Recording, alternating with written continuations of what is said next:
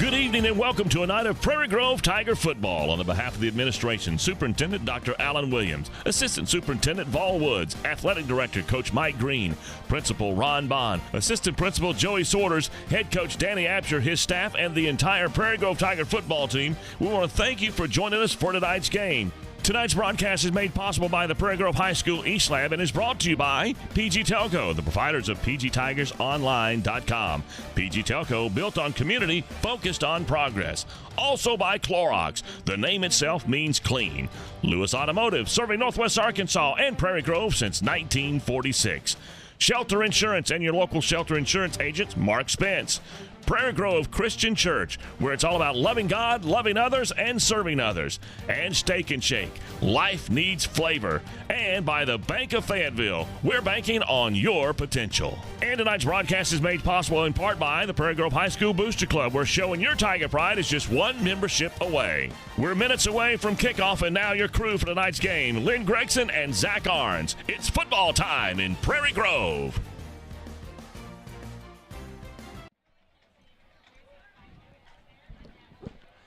Welcome to Farmington, Arkansas tonight here at Cardinal Stadium for tonight's game between the Farmington Cardinals and the Prairie Grove Tigers. This is what high school football is all about. I'm Lynn Gregson with Zach Arns. And Zach, we wait a long time for this every year. This is the time that we get very excited when these two get together. It recently rated one of the top rivalries in the state, and we would probably argue it's definitely the best rivalry in Northwest Arkansas. No question about that. We waited a calendar year for this game. This is fantastic. This is what high school football is in the state of Arkansas. It's two towns real close to each other that are very competitive in all sports, but especially when it comes to 1-4A football. And tonight's game does feature two teams that are kind of picked as two of the better teams in the conference this year, and they both started off 1-0 with victories last week. We're going to get to a lot of details about the game coming up. We're going to take a break real quick. We're going to come back for tonight's game day conditions, brought to you by PG Telco.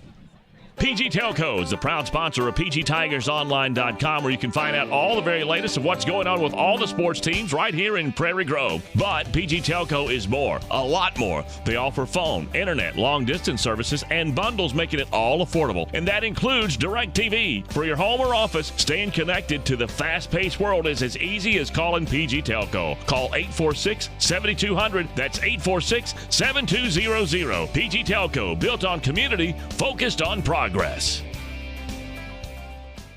Clorox. Just hearing the name and you automatically think of the word clean. And Clorox is a lot more than just bleach. The Clorox family of products has something for the home, the business, professional grade, and more. No matter what the environment, Clorox has the product you need to meet your unique challenges. From the bathroom and the kitchen with Pine Sol and 409 to the laundry room with the standard Clorox bleach. And even if you're on the go with the Clorox wipes, you know the name stands for clean. Dirt and germs don't stand a chance as long as you're equipped with the family of Clorox products. Clorox, proud sponsors of Tiger athletics and activities. You just bought that first home, or maybe the first new car, and you want it properly covered. Think Shelter Insurance and Mark Spence. Or maybe you just welcomed into the world that little gift of a child. You want to make sure that their future's secure. Think Mark Spence and Shelter Insurance. Let's face it, you want someone local, someone that you know, someone that can be by your side when you need them to be there. Think Mark Spence and Shelter Insurance. Home, life, auto, RV, boat, motorcycle insurance. Think Mark Spence, your local shelter insurance agent. Call 846-2999. That's 846-2999. Shelter Insurance and Mark Spence proudly support Tiger athletics and activities. Okay, we're back with you with the game day conditions brought to you by PG Telco. Zach, what do we look like tonight? 82 degrees, overcast skies. There was a chance of rain earlier in the week. That has diminished. It's going to rain tomorrow, and that's just perfect because there's a slight breeze, and I may get my directions a little messed up here, but I believe it's coming east to west because it's coming right at us. But I was down on the field earlier. It is beautiful. The field's in great shape. No sun in anybody's eyes. It's time to go play football in the Battle of Highway 62. The only sun in anybody's eyes is the Prairie Grove fans. Looks like they're going to. That won't be there for long. No, and then in tonight's game, it is great conditions. A little warmer than normal this time of the year. We're in the low 80s, high 70s, and it's going to be right around that around kickoff as well. If you remember last year at this time, the week after the Farmington game, we went out to Lincoln and we had a sleet storm. So that's this is much better than putting our folks out there in a sleet storm. So it's beautiful. Everybody's in short sleeves. There's going to be no weather issues, and we'll be ready to go. Well, like I said, the great game day conditions, and we've been fortunate so far, Zach. All the games so far we've had really, really nice weather, and it's going to continue tonight. Well, we're going to take another break and come back to you with the Coach's Corner, brought to you by Lewis Automotive. I wonder if Buck Lewis had any idea as to what he was starting when he sold his first Ford back in 1946. He was on the square in Fayetteville. Then Tom and Herb Lewis made the move to the current location on North College back in 1969. But through all those years, a Lewis has always been at the helm, and that tradition continues today. It's that kind of family value and heritage that makes Lewis Automotive the place to buy your next vehicle. Be it a Ford, Dodge, Chrysler, Ram, or Jeep, new or used, you can still find a Lewis standing behind every single deal. Award-winning service, 6 locations and over 1,000 vehicles. It's amazing. A lot has changed, but the Lewis heritage and tradition continues. Lewis Automotive, proudly serving Northwest Arkansas since 1946. Coach's Corner is brought to you by Lewis Automotive. I wonder if Buck Lewis had any idea as to what he was starting when he sold his first Ford back in 1946. He was on the square in Fayetteville. Then Tom and Herb Lewis made the move to the current location on North College back in 1969. But through all those years, a Lewis has always been at the helm, and that tradition continues today. It's that kind of family value and heritage that makes Lewis Automotive the place to buy your next vehicle. Be it a Ford, Dodge, Chrysler, Ram, or Jeep, new or used, you can still find a Lewis standing behind every single deal. Award-winning service, 6 locations and over 1,000 vehicles. It's amazing. A lot has changed, but the Lewis heritage and tradition continues. Lewis Automotive, proudly serving Northwest Arkansas since 1946. Coach's Corner this week with Coach Absher. And, Coach, this is one of these weeks where I'm thinking as a coach you probably have as big a time keeping the players' emotion under check as you do getting them fired up. It's rivalry week versus Farmington. Yeah, it's a lot of fun for everybody. It's exciting. If you like football, you got to like the weeks like this. The hometown rivalries between, that's what America's all about. So what do we look for? I mean, we see Farmington. We see they struggle with Huntsville. We see where in our scrimmage we handled Huntsville. Okay, we're going to interrupt the coach's program because we have a special band, combined band, playing the national anthem, both Prairie Grove and Farmington here at the Battle of Highway 62. And so we're going to turn it over to the PA mic, and we'll go out on the field. Prairie Grove game. And at that time, 2 great communities were united by the playing of the national anthem by 2 great bands. And every year, the Prairie Grove band and the Farmington band have joined together to play our national anthem before this game. So at this time, we ask that you stand and face the southwest corner of the stadium as the Prairie Grove Tiger Band and the Farmington Crimson Regiment plays our national anthem. It will be followed by a short pep song, and we ask that you please remain standing to the playing of the Prairie Grove alma mater and the Farmington High School alma mater.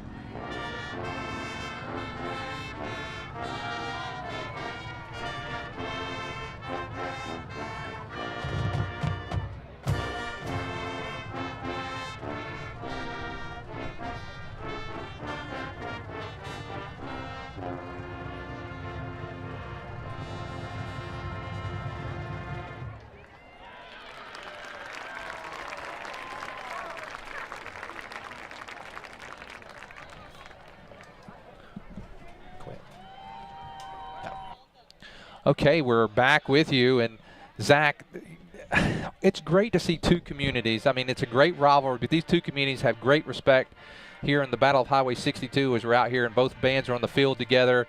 Playing the national anthem, and just a great deal of respect, a lot of fun, and again, like we said, this is what it's all about. Yeah, some rivalries are born out of proximity, some are born out of competition, some are born out of just dislike for each other. We got a little bit of each in each one in this game. I mean, this has been, I told you earlier, I didn't even go to work today. I laid in bed till about 9 o'clock, and I was ready to get down here about 10 a.m. and get set up and get this thing kicked off, but man, I've been looking forward to this all week. This is going to be a whole lot of fun. You got two good football teams. Farmington comes in 3-0-1. You know, the one blemish on their record right now, a 7-7 tie with Paris. Prairie Grove 3-1. They've got the one loss to 5A Morrilton, 28-21 game they should have won.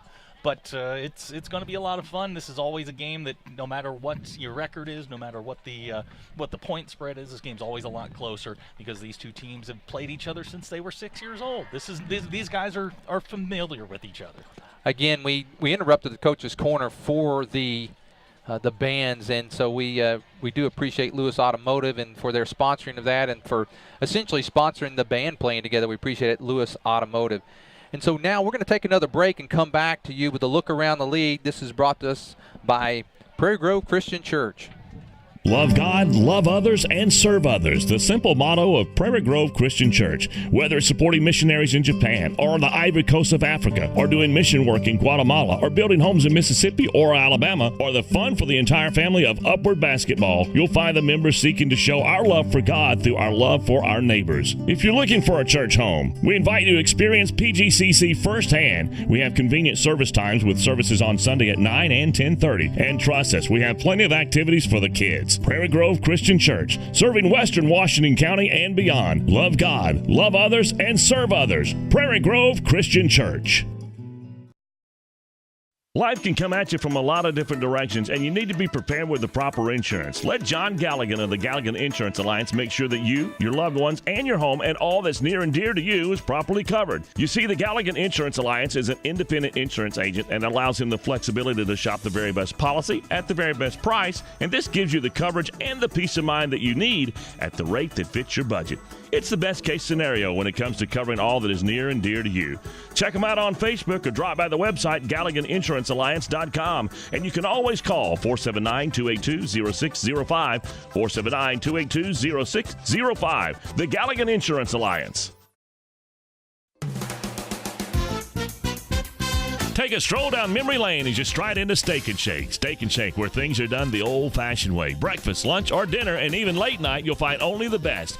Breakfast to die for, a lunch offering fresh burgers and fries, and dinner platters that are sure to keep you coming back for more. And did we mention hand-dipped shakes, as well as a great selection of desserts? It all awaits you at Steak and Shake, located just south of the mall. Steak and Shake, life needs flavor.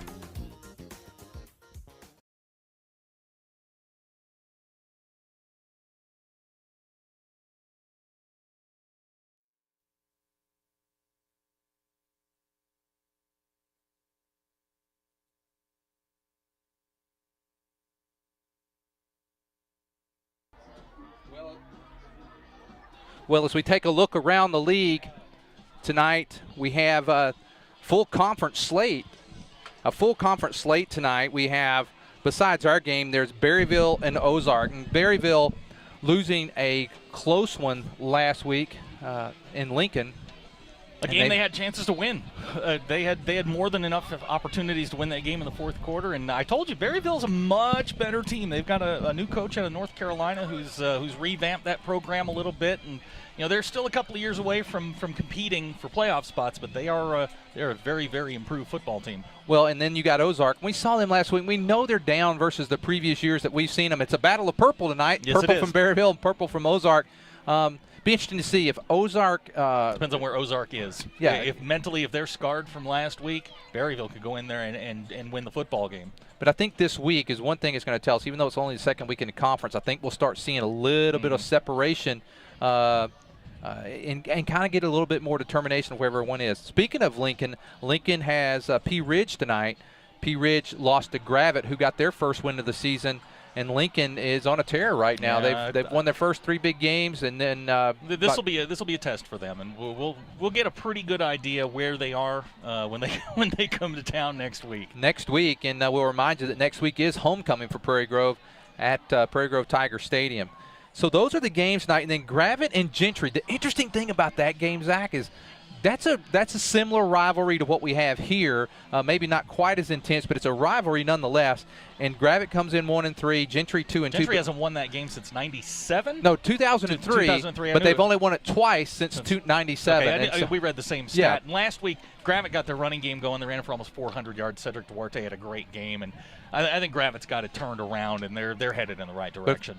You know, you had your team as Berryville, the surprise team. Mine is Gentry this year in the conference, and it'll be interesting to see if Gentry's going to get a win anytime soon. It may be this year. They may be the chance, but I think they're looking to this opportunity to steal one. It's been almost a decade since they've gotten one, and they haven't been close, those scores. So they're probably hungry since tonight. all that Walmart money flowed into Gravett. it's been a struggle. Well, let's take a let's take another quick break, and then we're going to come back with the keys to tonight's game. And the keys to tonight's game brought to you by Everett Chevrolet.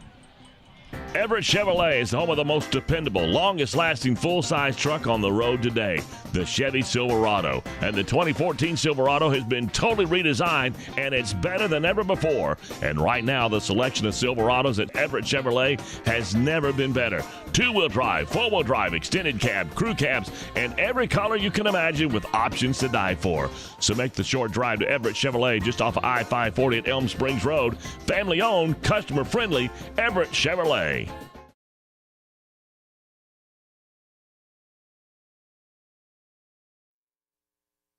Okay, Zach, we're back with the keys to tonight's game. Zach, I know you always touch base with our research crew. Yes. And what does our research crew have Our for tonight? research crew has got a couple of things to point out. Let's start with Farmington. Farmington has got to survive the first 12 minutes of this football game. Prairie Grove has scored 97 points in the first quarter. Farmington's put up 76 all year. So if you get down 20 or 28, it could be a long fight back into this game. For Farmington, you got to control the clock. You can't get down. You have to keep Prairie Grove's very high-powered offense off the field, and you've got to control the clock. And when you get inside the 30-yard line, you've got to score points, whether it's field goals or touchdowns. You've got to put points on the board. Stay with the plan.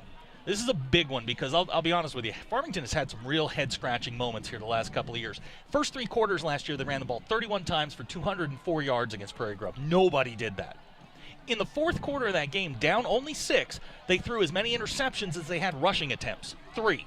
Wow. 3 carries for 6 yards in the fourth quarter last year. Just a completely different game plan in the fourth quarter. They threw 3 interceptions. Prairie Grove got the win 27-21. And to be honest with you, Farmington's got some physical mismatches. We've got a young man that's going to play wide receiver and a guy named Michael Ingram. I'm not sure what his height is because it's changed from last year, and he's actually shrunk. He's either 6'2 or 6'3. I stood next to him during warm-ups. He's a big kid. We don't have anybody in Prairie Grove that physically matches up with him. He's a mismatch. Farmington's got to take advantage of that. Farmington's got a running back named Justice Hobbs who's 5'11", 200 pounds, can pound the football. Don't get crazy. Do what you do. Run the football, and they should be in this football game. For Prairie Grove, don't believe the hype. If you read any of the statewide newspapers, they're 10 to 25-point favorites. Don't believe that. Keep the pressure on from the start. If they get Farmington down, they can put this game away early, and we could be going home early. Limit your mental mistakes in the secondary. Farmington has guys who can get deep, Ingram specifically, but they've got a good tight end. They've got a couple of running backs that can get loose in the flats. You cannot have breakdowns in the secondary, or Farmington will make you pay for it. And then I talked to Coach Laird before the game, how to handle Thomas Clay. He's listed. I'll just say, and I'll be nice, he's just over 300 pounds. He is a big boy. He is a small home in the middle of the line. However, he doesn't move very well. How Prairie Grove runs football between the tackles, they run the trap. Clay's the guy they're going to be trapping. How do you handle him? Prairie Grove's got a couple of things up their sleeve tonight. We'll see how they handle it. In talking to Coach Laird, they're going to probe a little bit. They're going to take some shots at Clay. If it doesn't work, they'll go back to their offense. One thing to look for tonight is a lot of the pistol. They think that's going to be very effective on the outside. Well, you know, Zach, you brought up size, and I was looking at their line and was talking to our counterparts from Farmington, and he was saying they average over 250 on the line. They are just bust a grape. Cannot run the football effectively when they have to. That's been the knock on them. Couldn't do it last week against Gentry. Struggled running the ball against Paris. Huntsville gave them trouble. Now, again, matchups are everything, and you can't compare one game to another game. But if you're looking at games that are similar, we scrimmaged Huntsville, and we know what happened there. We've played West Fork. They played West Fork. They struggled with West Fork for 2.5 quarters, and then put the game away late. I listened to a guy named Bill King, and if the offensive line can't push you around, the term is can't bust a grape, and that right now would apply because they're not running the ball the way they did last year with Spencer Beaudry. Well, what we have seen in this game the last 2 years is Prairie Grove comes into the game somewhat favored, and then this game is the turning point almost for Farmington both years. Yep. And I know 2 years ago they decided to move the other Clay kid to quarterback and ran mostly from the Wildcat. But as the history of this rivalry, the last 15 years, Prairie Grove leads 10-5. But the last 6 years, it's 3-3. But here's something to note. In the last 6 years, every game has been within a score, except for one. In 08, Prairie Grove won 28-14, which was a little surprising. Farmington was favored in that particular game. The other interesting thing, this could be the first Prairie Grove team since the 2005 team to have the senior class not lose to Farmington. So that would, if I was a senior, knowing my crosstown rival and never have lost to him, that would be a great feeling. When I was a senior at my little high school outside of Virginia, I can remember we played our chief rival the last game of the year, and I remember sitting in that locker room, head down, just ready to go. And if I'm Coach Absher, I'm delivering the same speech my coach delivered to me. He walked in there, he looked at the chalkboard, he looked at us, said, "Let's go kick their." And we did, 42-6. Yeah, and so but that's the kind of game it is. You throw everything out. There's no strategy. Forget the X's and O's. Just go hit somebody. Absolutely. Well, we also want to point out tonight that both of the pep squad or the cheering section. We are RTS, Raging Tiger Squad. Farmington has their version of that as well. They have their own Twitter account. Yeah, and so it's crazy. Both squads are extremely excited tonight, and the fans are excited. And this place is packed. It is SRO. Well, let's take one more quick break, and we'll come back and get ready for tonight's kickoff.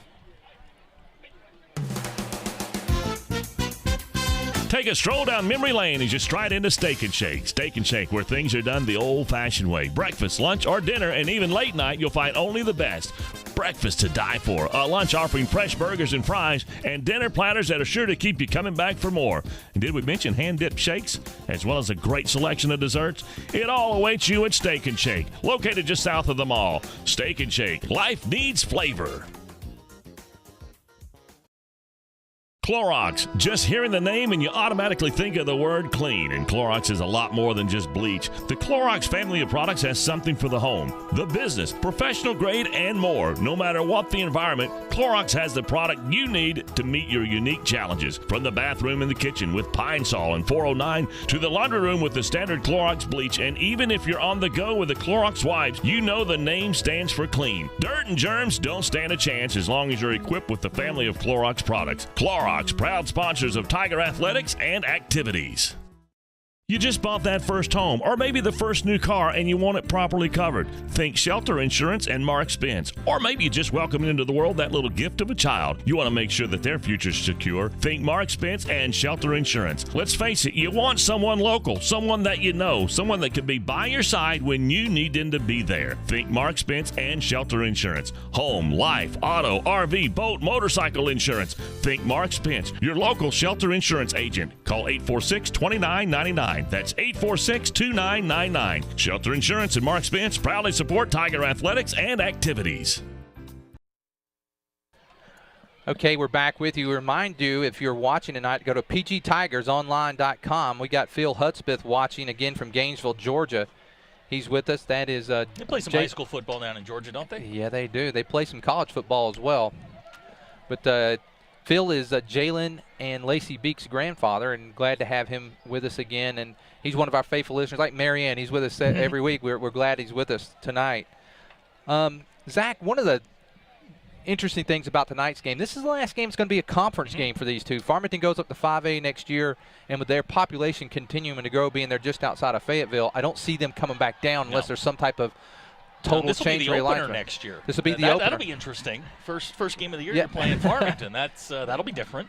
And for us, for Prairie Grove, while we have a good population continuing to increase, we're down the line a ways before we move up to 5A. So going to be the last conference game for a while. I'm sure they'll keep playing. This will be a rivalry that will continue. It will just not quite have the same. I think that became official this week, if I'm not mistaken, that Shiloh and Huntsville are coming back. We lose Ozark and Farmington. Right, and Ozark will just go back to the 4A where they were for several years. They've been with us for the last 2 cycles. And Coach Laird was talking about that being a rough road trip.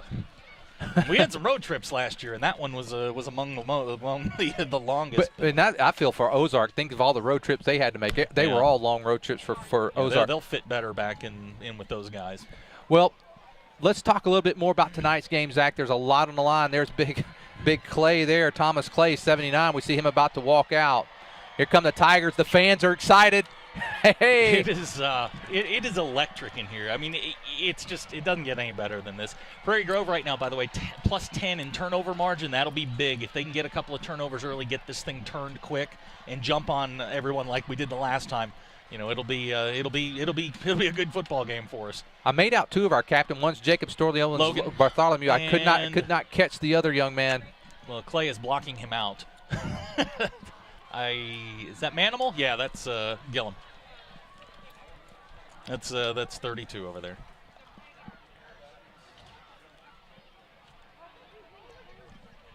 So tonight's game, Zach, you've talked about the keys. You know, the start of this, what we've seen from Farmington in the past 2 years, they have come alive in this game. Yeah. I know that 2 years ago when we were here, we were dominating the first half, and they came out. It was 21-0 at halftime, and then they scored 21 points in the third quarter. That's when we almost set the press box on fire. And then Cooper had an interception down here at the 20-yard line to save it. Well, Prairie Grove is going to kick, so that means we'll get the ball to start the second half. We'll get a chance to see Farmington's offense. Actually, that was number 78. 78-32. It looks the same. That's John Whitley. Man, you know, I was down on the field, and it's been a while since I think the last game that we were on the field together was the Stuttgart game last year, and I walked down, and when Prairie Grove came out, Jacob Storley is big. He's a lot bigger than he looks. He was standing next to Dylan. Now, he doesn't have Dylan's width, Dylan Sainer, but Jacob's got to be 6'4".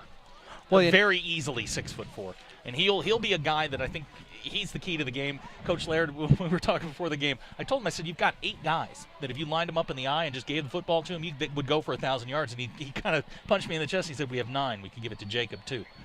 And I said, you know what? You're absolutely right. I mean, Prairie Grove has so many weapons offensively. It just seems that they're all playing the same position right now. If they can get a couple of guys maybe out on the outside, they're going to do a couple of things a little bit differently tonight. Nothing, too crazy, but they're going to run the football, see how far they go, and Farmington to me is always a mystery. Who knows what they're going to do? They've had success running the ball. Misdirection was big last year with Spencer Beaudry. They had Prairie Grove kind of on their heels in the beginning of the game, but we'll see. Well, the Tigers have come onto the field, led by their student section, the Raging Tiger squad, and they're getting back in there. They're climbing the fence to go back over. The students lost their seats. I don't know where they're going to put them. Wow. It's packed on that side of the field, and I'm just looking, kind of sending my head out in this sea of red over here. It's 3 deep on the far side. It's easily 3 deep over there. It's it's Battle of Highway 62. What'd you expect? Well, here come the Farmington Cardinals in their home game tonight. Their fans coming to life. You can hear them in the background. They come into tonight's game 3-0-1. They're tied with Paris. Ranked 19th in 4A. Prairie Grove 3-1, ranked 5th. Prairie Grove's lone loss coming to Morrilton, who destroyed Shiloh Christian last week in the second half. Well, that'll be fun for you next year, won't it? The 5A didn't turn out so well for Shiloh, so they got to come back. Well, we'll welcome them back and look forward to having them back again in our conference. And we'll miss the Farmington, but again, like you said, we'll start the season off. Well, the Tigers getting ready to kick off. The Farmington student section, they're coming off the field, and a lot of folks here. I'd love to hear the announced attendance. Look, can we get a shot of our student section? Guys, can we get a shot of that? Look at them. They are excited across the way. I don't want to sound like a nerd, but I showed up here at 5 o'clock, 2 hours prior to game. The students were across the street in the parking lot tailgating. And they were cheering and chanting. The band was over there playing. It was crazy over there. After I went over and saw that group, I walked down to the far end of the stadium, and Farmington students were doing the exact same thing with the band, with the grills. They were all tailgating. It's perfect. It's a perfect night for football. Well, you know, this tailgating started with us a couple years ago, and what's interesting is Farmington's kind of done that now as well, and it just makes for exciting, especially when these two get together. And boy, Zach, I can hardly wait. Come on, let's get this kickoff, JD Speed. JD.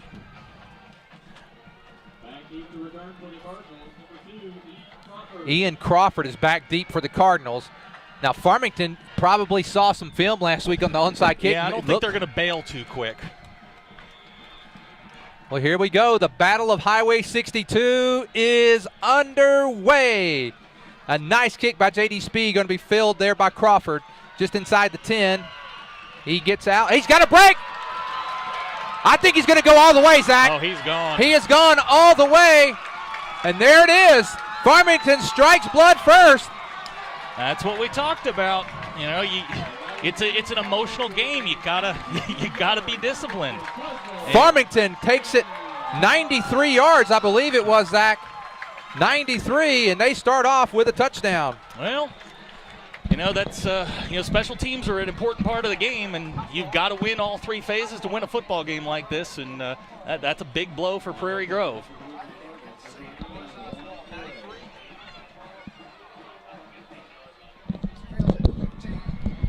They were saying the 15-yard line, Zach. I had 91, but regardless, he went in, and now the extra point by Juan Flores, held by John Larrabee, and here's the kick on the way, and it's good. And right to start off with 14 seconds gone by, Farmington strikes quick. That's not the way you want to open a game, but you know, Prairie Grove's a veteran team. They'll settle down and they'll get this thing righted.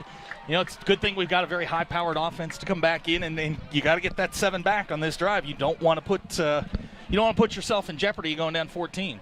Well, I could tell the way the angles that we took on that kick. The minute he broke the initial plane, there was nobody. Yeah. And I don't know who was the last person here. I don't know if it was JD that missed him. JD had come down and really did not take a great angle to make that tackle. I think he may have angled back up closer to the other 40 or 35 and may have been able to do it, but he took a bad angle.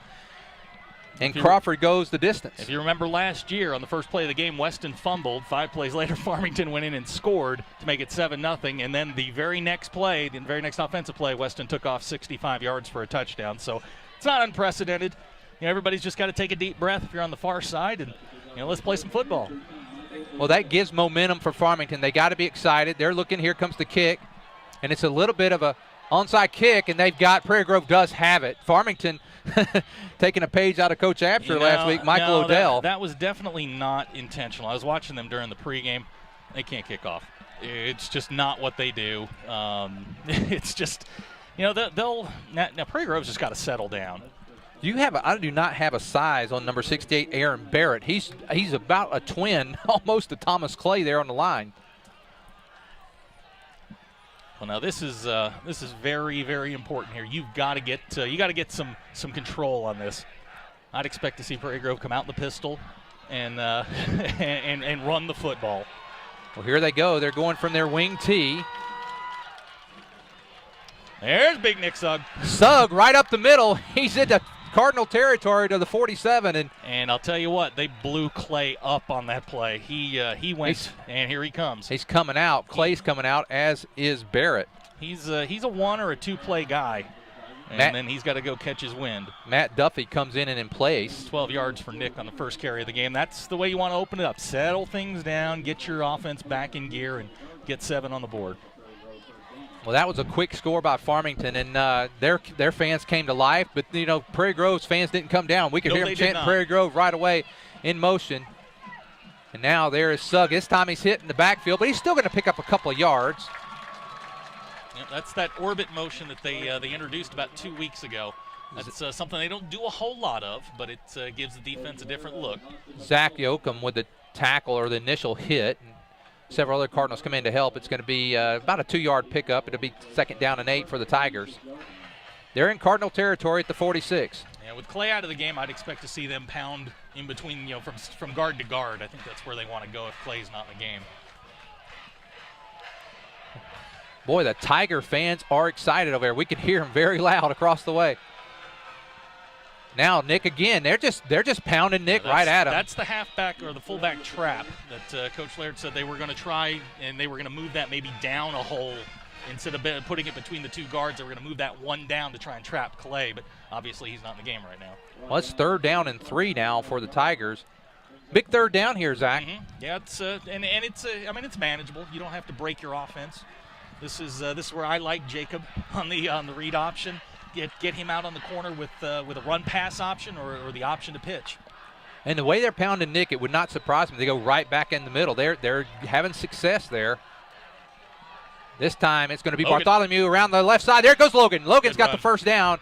He's going to get close to the 30. Yeah, he had a chance to cut that one up, decided to go outside, and that was probably the better choice. The pursuit was coming from the inside. A good run there by Logan, and he's going to get it down to the 31-yard line, and that's a first down for the Tigers. 9:52 to go here in the first. Farmington with the opening kickoff return for a touchdown, leading 7-0. Again, if you're watching, go to pgtigersonline.com. Let us know where you're watching from. And now here is there you go. Oh, he's got plenty of room. He's just going to run it. There's Storley inside the 20, 15, down close to the 10. They got him. He just someone hit his shoe there and got a shoestring tackle, but he's going to be just outside the 10. That's great judgment on Jacob's part. He had his pick of guys. He also had 20 yards of free real estate in front of him. Take the sure thing and get yourself some free yards. And he did just that. He took it, and they're just outside the 10, so they can get a first down without a touchdown. It's 22 yards for Jacob, and I love him on the run pass option like that. Clay they collapsed the whole right side of the offensive line. Jacob had his picker receivers. Take off for 22 yards, that's never a bad idea. Just heard from Henry on the comments page. He did not like that opening kickoff, but he's fired. This is new. Wow. Here we go, 5 wide. 5 wide, and now Storley. He's under pressure. Storley throws. That's good play. Nice, smart play there by Jacob Storley. Not sure about that formation down here at the 10. But it's something they haven't shown. That's just something they haven't tried yet. We haven't seen the 5 wide since the state semifinals last year. 2nd down and 10 for the Tigers. Ball just outside the Farmington 10. I wonder, we knew when we were down here last year we could count on 3 points because of Landon Allen. This year, JD's done a nice job, but he doesn't have a great range. I think this is 4 down territory. Yeah. Here is. There he goes. Bobby Cat. Bobby Cat. Give Bobby Cat 6. Hey, Bobby Cat. Give him 6, and the Tigers come right back down the field. I'll tell you something funny. When Bobby was standing in front of us during the pregame warm-ups, and I kind of nudged Coach Laird, and I said 23, and he went, yeah. And he said he's one of the hardest working kids on the team, in the weight room, in class. He's always yes sir, no sir, just wanting to learn. But, man, you just know he's talented. Well, now speed in to try the extra point. It's a good snap, and it's right through the center, and we're all tied up with 8:56 to go here in the first quarter. Tigers 7, Cardinals 7, and another touchdown sponsored by PG Telco.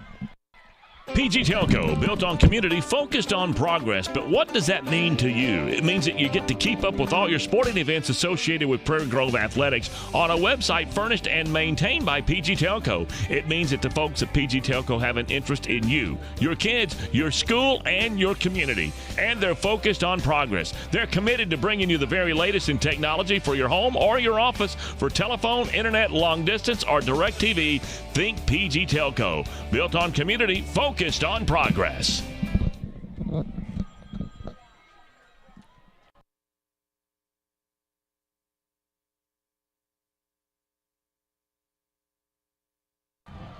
Okay, so the Tigers, after giving up that opening kickoff, take their first possession, 59 yards, and now it's just like starting the game over, but we're starting it with essentially 3 minutes and 4 seconds left. Just shorten the game a little bit. So now let's see how the Tigers make this, as Crawford took it the distance last time. I thought it was inside the 10. The guys across the way were saying the 15, but here we go. There's another kick. They're going to go ahead and go right at Crawford again. He's going to take it this time inside the 5.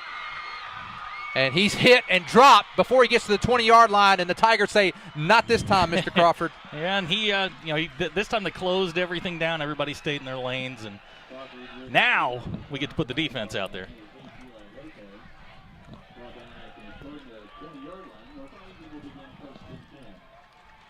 Gosh, I love this, Zach. I can tell. You're like gripping the board, and we're going to have to settle you down. Boy, look at that line. That is some beef. That is some beef. But they just have not had the running success that I think they had anticipated. But it's the Battle of Highway 62. Funny things happen. Boy, the bands are excited. Fans. Yeah, we're outnumbered. Keaton Austin. Keaton Austin's got outnumbered. Oh! Incomplete, and the Tigers. That was a very simple audible for Keaton Austin. That was They had us outnumbered. They were just going to a quick screen, and we got pressure up the middle, and we're very lucky we got pressure up the middle. Because frankly, they had everybody. JD undercut the route. If that ball gets over him, it's 3-on-1 out here. Well, that was speed out there breaking it up. Who was that? Was that Reynolds that got the pressure? It was somebody up the middle. I'm not sure. It might have been Sparkman. But here we go again. We're outnumbered. And we are coming with pressure again. That's Hobbs. Hobbs up the middle. He picks up maybe 3, and it's going to be 3rd down and long for Farmington. Well, it looks like they're going to spot it. He got a couple out of that. Might be a little shorter than I thought. No, it's going to be 3rd and 7. So 3rd down and 7 for the Cardinals, and they've got the ball inside their own 25. It's actually at the 22-yard line. So now this is where you got to be careful. Farmington does throw the ball pretty well. Austin's got some zip on it. Doesn't always know where it's going, but I watched him in the warm-ups a little bit. He's got a nice zip on it. And you got to find 11 Ingram. They got Bobby over there on him one-on-one. Bartholomew's out here looking for help, and now almost again. Tell you what. Another incomplete pass. Maybe I'm just reading too much into this, but I don't think Prairie Grove has a whole lot of fear of that offensive line. If you're bringing 8 guys against a team that's going to try and quick screen, they can't block them. I mean, they're getting to Austin. They're knocking balls down. I mean, that's 2 passes you should have completed. Well, the Tigers should, and I say should, get good field position here. Have you seen Mr. Ingram kick a football? Wow. If he gets a hold of this thing, he was kicking them 55 yards in warm-ups. He was kicking them from the goal line past the 50. Well, Michael Ingram, and you mentioned earlier from last year's roster, it looks like he's lost about 15 or 20 pounds. 15, 20 pounds, and he shrunk an inch. And we got, look at that kick. Nice kick. Bobby Cat. Look at Bobby Cat. Oh, they had the wall. Ooh, they had the wall. It was coming. If he had broken that. I think we got an illegal man downfield. Or did we get it? He almost signaled for a fair catch there. Yeah, the flag down here. Oh, is it down on that end? Yep. I saw him lift his arm. The ref must have blinked or something because I thought I saw his arm go up. Yeah, illegal procedure against Farmington. I think I would decline. I'd give Bobby another shot. Would you give him another shot? Absolutely. Let's see what they do here. You're talking about one of the. Did they call that on Prairie Grove? No, they were. Why are they talking to Farmington? No, they were just letting. Okay. I think they're declining the penalty. Okay, they're just going to take the ball. We feel good about where we have it. We fielded it, got the ball in our own 44. So Bobby got probably 4 or 5 yards on that return, and now the Tigers will start again with great field position. Started last time at their own 41, this time at their own 44. And all of that emotion from that kickoff return has suddenly just sort of dissipated. Now here we go, the Tigers from the wing tee. There's Sugg. Oh, he's hit hard that time. Still going. That was Austin McCall. Nice hit by Austin that time. Good wrap up. Just wound up getting 2 out of that. And Prairie Grove, they're going to run their blast. They're going to run their traps. They're going to run their bellies. And then they're going to hit you to the outside with some play action and get Jacob on the corner. That's the game plan. 2nd down and 8 for the Tigers. The ball at their own 46. 7:25 to go here in the first quarter. 7-7. He just joined us. Farmington took the opening kickoff. about 90 yards for a touchdown, and the Tigers returned with a 59-yard drive right down the field to tie it back up. Prairie Grove stopped them on a 3-and-out and now have the ball, and there's Storley. Storley, nice defensive job there. He does pick up a couple, though, so it's going to be a 3rd and manageable. Be about 3rd and 5. Boy, he does such a good job of putting in that belly. I thought we fumbled it there for a moment. I did. He does it. He's a magician with the ball. I mean, if you can get him on the corner with space, that's that's a big play waiting to happen. And now here comes Nodier down to the side. And we know what happens when Brandon gets split wide. He's their big play receiver. Okay, here's the Tigers, and now Storley rolling. Throws back. Oh, JD. Oh! That's that halfback throwback we've had a lot of success with. Now, Tigers, Corey Henry was on the covers, but I don't think he ever saw the ball coming. No, JD had gotten by him. You just got to put a little bit more air under that. Well, the Tigers are going to go 3-and-out on their second possession. And so now JD Speed will be into punt. This should, with a good punt, put them back in. If JD gets off one of his usual 35-yarders, it should put him down around the 15. Now, keep in mind, Prairie Grove has not given up a yard in punt returns this year. Cody Laurel back to return for Farmington.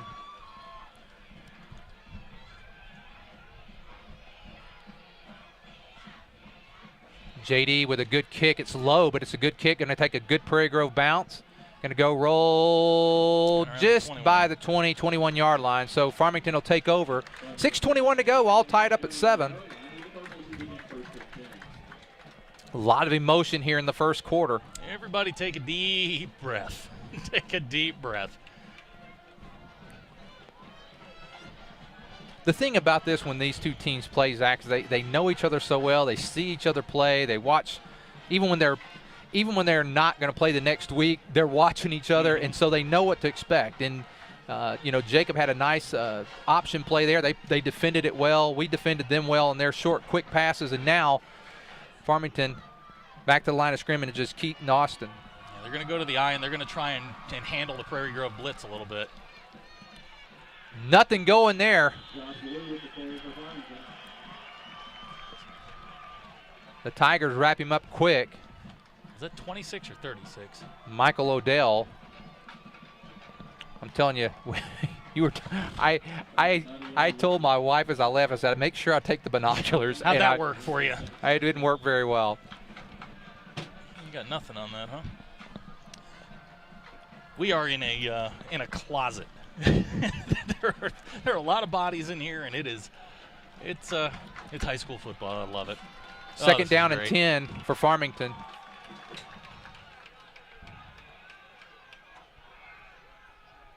Yep, there's that counter, and that is the play that gave them a lot of problems last year.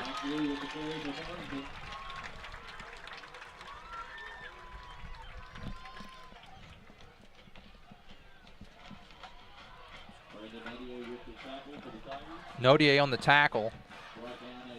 Pickup of about 7 yards, so it's going to be 3rd down and 3 for Farmington. And that counter action gave them a lot of problems last year for 3 quarters, and it's a play that they scored on quite a bit.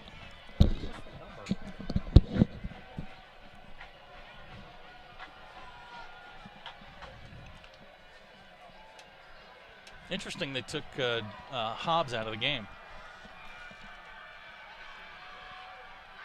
Yep, nothing going there. Justin Hobbs may have gotten a yard, but it does. Well, actually, he lost a yard on the play. It's going to be 4th down, and here comes Farmington's punting unit on again with 4:38 to go here in the first quarter. So Farmington's 2 actual offensive possessions have ended up with 2 3-and-outs. 4 plays for 9 yards. Wow. Yeah, and I think that's what we expected. It was a little bit lower scoring football game, not all the fireworks to start. And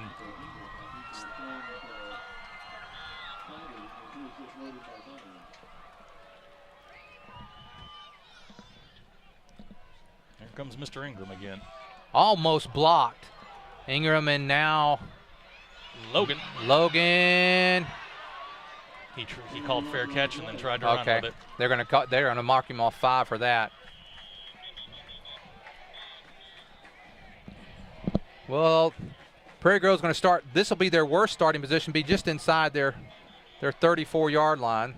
or the 35. So first they're going to back them up. Oh, they're going to back them up 5. So I think it'll be inside the 30.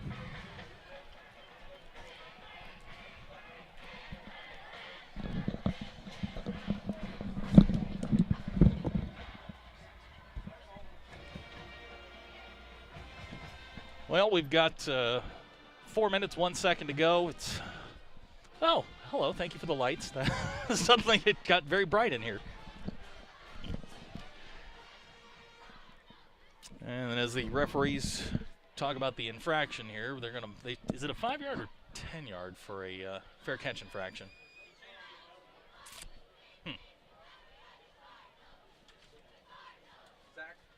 Zach, I walked over to find out it is 36, and it's Josh Blue. And his number's on here. It just falls under 30. It goes from 32, 36, 34. That's why we couldn't find him. Now what? Oh, they're going to get a first down out of this because of the penalty. Really?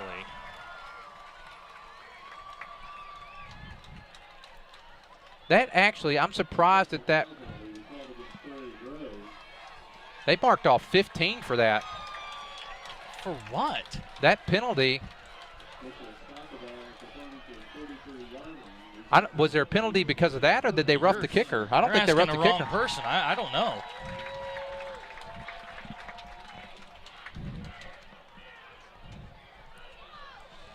Well, that's a big penalty on Prairie Grove, so Farmington has their best field position of the game after that penalty. Austin under center. He's got Hobbs coming outside. It's Crawford, and he's hit and dropped. Logan Bartholomew on that tackle. Good open field tackle. He may have gotten a yard on the play. Bring up 2nd down and 9 for Farmington. I'm not sure what the call was. I don't know what would have given them 15 yards and a first down, but because the flag was dropped back where Logan caught the ball. I don't know if that. I didn't think that was a 15-yard penalty. I thought it was a 5-yard mark off after the catch, but it must have been something else because the refs, they don't make mistakes. Austin keeps. He's rolling. He looks. He throws. Oh, JD took a bad angle there. Yeah, he did. We got lucky on that one. Austin Willis, the intended receiver. Or I'm sorry, that was Walker Davis, the intended receiver. So it's going to bring up 3rd down and 9. Austin's off to a rough start, 0 for 3. Well, it's been interesting. We've had a kick return, a mystery penalty. Third down now, 3rd and 9 for the Cardinals. 3 minutes, 4 seconds to go here in the first quarter. Where is Ingram? He's your best receiver. Where is he? Here it is. He's got a little more time this time. Uh-oh! Oh, it's picked off! That's Bobby Cat! Bobby Cat! Bobby Cat! 10-5. Give Bobby Cat 6 more tonight. He is amazing, isn't he? There he is, and the Tigers. Hey! Maybe that penalty wasn't such a bad thing after all, Zach. He's absolutely amazing. And the Tigers now with 55 yards. He read that beautifully. Yeah, he did. It was just a comeback route, and Bobby got a good jump on it. I thought when he took off, I thought he was going to undercut the route, but no, Bobby's something. I mean, there's just nothing else you can say. He is just something. And he loves to hit. That's what I like about him, too. He likes contact, but there was no I'm surprised he didn't go head down on somebody chasing him there. Here comes J.D. Speed, extra point on the way. Beautiful. It is good, and another touchdown sponsored by PG Telco. The score with 2:52 go here in the first quarter. Prairie Grove 14, Farmington 7. PG Telco, built on community, focused on progress. But what does that mean to you? It means that you get to keep up with all your sporting events associated with Prairie Grove Athletics on a website furnished and maintained by PG Telco. It means that the folks at PG Telco have an interest in you, your kids, your school, and your community. And they're focused on progress. They're committed to bringing you the very latest in technology for your home or your office. For telephone, internet, long distance, or direct TV, think PG Telco. Built on community, focused on progress.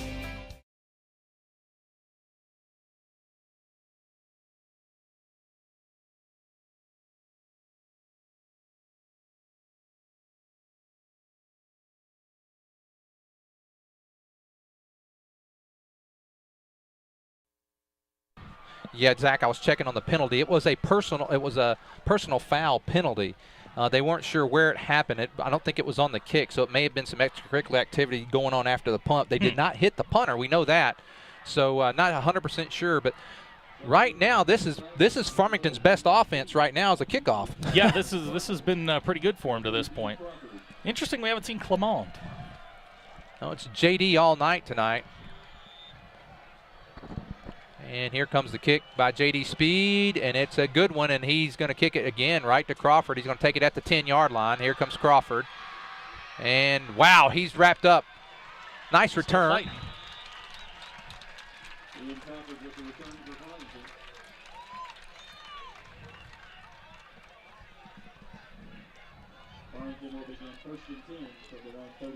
That was Diebold, I believe, in on the tackle.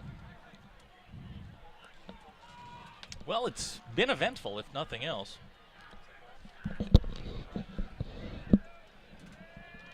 (14-7), the Tigers lead after a pickoff of, was that 55 yards from Bobby Cat? 55 yards from Bobby Cat.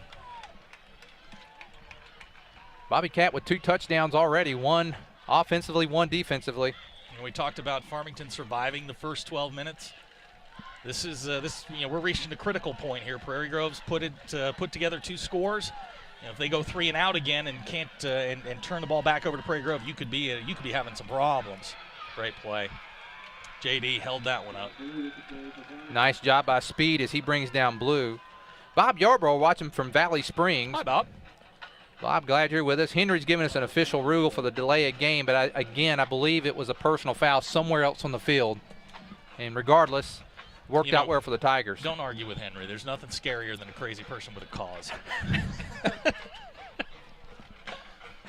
Second down, and let's call it 10 for the Cardinals. There's Ingram out there in the slot. Yep. Why did I not target him all the time? He's 6'2", 3, 4, whatever he is this year. Great play, Nick Sugg. Sugg gets an initial hit. He breaks the tackle, does Blue, I believe. Was that Blue or Hobbs? That's Blue again. So Josh Blue, he picks up maybe 4 yards on the play. Well, let's call it 3. So 3rd and 7 for the Cardinals. Well, they're back into this 3rd and long here. You know Prairie Grove's coming. Can he make a play? Can he complete a pass? Not to Bobby Cat. They got Ingram in the slot. This is a good time for them to run a bubble screen or something. Look at that. Look at that. I know, and that's exactly what they're doing. He didn't make the first. Nice job. I'll tell you what, they set that up really well. Well, Prairie Grove is not shifting out to face the trips formation. They're putting one guy out there, and it's Bobby. And I'll tell you something. At some point tonight, they got to go here. No, they're punting. They really. Well, I think the thing is, Zach, it's still early in the game. If you don't make it and they haven't moved the ball very well, Yeah, but well, they got to have some confidence in it. I told you this back in July. They've got athletes. Why they are not running pass plays to Ingram? Where has Hobbs been? I think you're right. It looks like they're going. I think they're going. Unless it's a quick kick, I think they're going. Well, Ingram's not punting. Yeah, I'd get in punt safe here. Call timeout, call timeout, call timeout, call timeout. And there he did. Prairie Grove calls a timeout. Yeah, they had 2 safeties 40 yards down the field. And good timeout there by Coach Absher. It was. Let's take this timeout with them. With 1:19 to go in the first quarter, Prairie Grove 14, Farmington 7. Clorox. Just hearing the name and you automatically think of the word clean. And Clorox is a lot more than just bleach. The Clorox family of products has something for the home, the business, professional grade, and more. No matter what the environment, Clorox has the product you need to meet your unique challenges. From the bathroom and the kitchen with Pine Sol and 409 to the laundry room with the standard Clorox bleach. And even if you're on the go with the Clorox wipes, you know the name stands for clean. Dirt and germs don't stand a chance as long as you're equipped with the family of Clorox products. Clorox, proud sponsors of Tiger athletics and activities.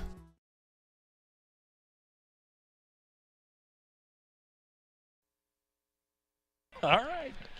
Okay, we're back. It's 4th down, and now let's see how they line up. They're going to line up the same with Austin as the punter. I think you're in punt safe here. If they want to kick it, great. If they want to throw it, that's a whole. Well, you got Ingram out here, man. They're still Wow. Yeah, that's. I mean, And that's a good play. I mean, that ball's going to. Oh, look at that. That was. Took a good bounce from Prairie Grove. 9-iron. You know, that really hit. The bounce was a good Prairie Grove bounce because that thing would have had the forward momentum. That could have rolled well inside the 20, but instead it's going to be just inside the 30 at the 29, and the Tigers are going to take over there 1st and 10. Now, if the Tigers can drive 71 yards here, Zach. I told you, 97 points in the first quarter for Prairie Grove. If they get up 21 or 28, you know, Farmington's fighting an uphill battle anyway. But if you get down that much to this team, you're in trouble. Prairie Grove's defense may not be as dominant as it was last year. They're not going to shut everybody out, but that offense may be better. In motion is Bartholomew, and there's a pitch to Bartholomew. He's going to. Yeah, that's 5 yards. Whoa, little late hit, but it's okay by Cody Laurel. He makes a tackle along with Zach Yoakum. He's going to pick up almost 5 yards. Zach didn't look like he got that much, but he got 5. But Jacob brought the defenders to him. You pitch the ball. Logan gets 3 yards on his own. Jacob had already gained 2. It's a great play. He probably got 5 yards out of that. And they actually got a little more because they're at the 29. He's right at the 35, almost 6 yards. And we're down to 1:06 to go here in the first quarter. Tigers on the march. There is Sugg. Sugg goes right up the middle. He's hit by several Cardinals. Austin McCall and I believe Clay, we got a little bit of hand. Yeah, big Clay. It's going to be tough sledding in there if you're just going to run bellies and dives at Clay. I mean, he's going to be hard to move, but. Well, he picked up another yard or so. It's going to bring up 3rd down and 3rd and 3 for the Tigers. Now, you got to remember, Zach, our last touchdown came off an interception. Last time we had the ball went 3 and out, and if we don't get it here, we'll be 3 and out again. 33 seconds to go here in the first. 14-7, the Tigers lead. 3rd down and 3. There is Sugg. It's going to be close. He's short. Really, I think he's short. Really close.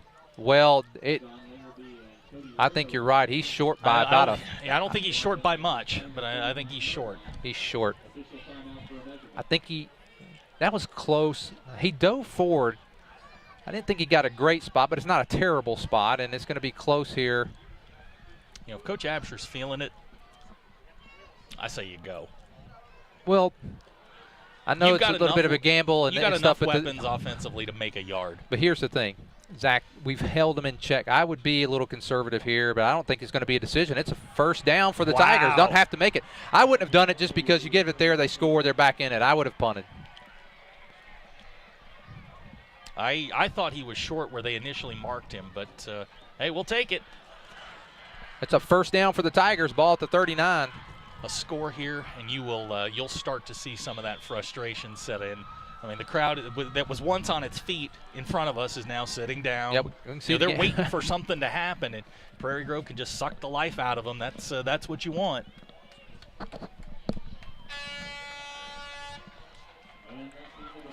That's the end of the first quarter. The score, the Prairie Grove Tigers 14, Farmington Cardinals 7. We'll be back after this.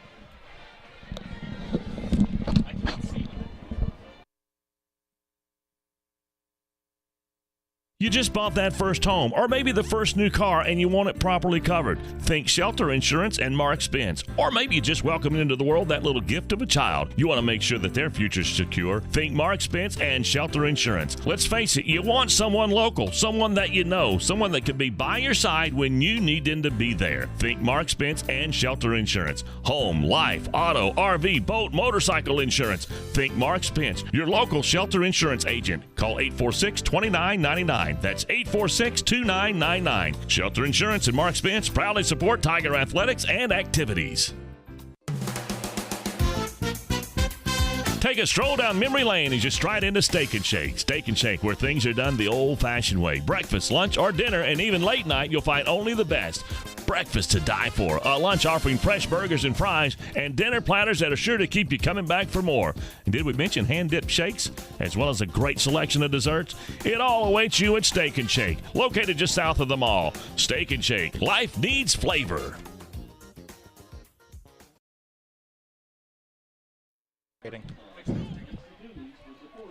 Well, the Tigers will start 1st and 10. Taking a break? What are you, union? Producer Austin wanting to take a break. No way, buddy. Yeah, sit down. Not for what we're paying you. Sit down. There it is.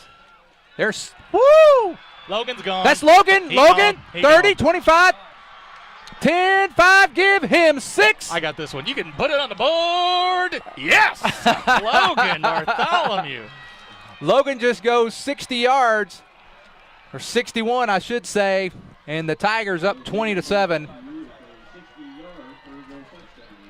And the Tigers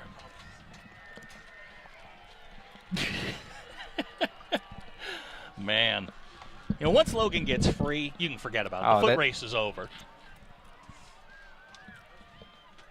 Well, the Tigers now bounce back after that opening kickoff that was with 11:46. They were down 7-0, and almost a quarter later, it's 21 to, I should say, I don't know if that went through or not. Yes, it did, 21-7. So another touchdown sponsored by PG Telco, and the Tigers lead 21-7.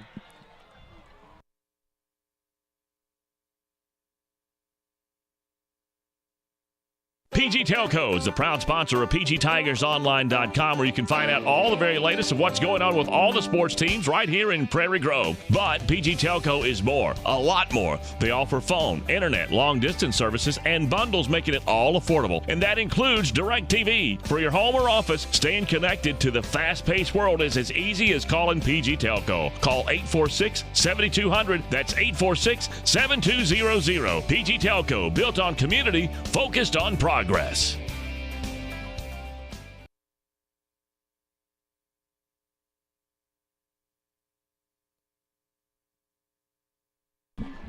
Well, we're back, Zach, and a quarter ago at this time, there was 11:46, 11:52, and we were kind of like, wow. Yeah.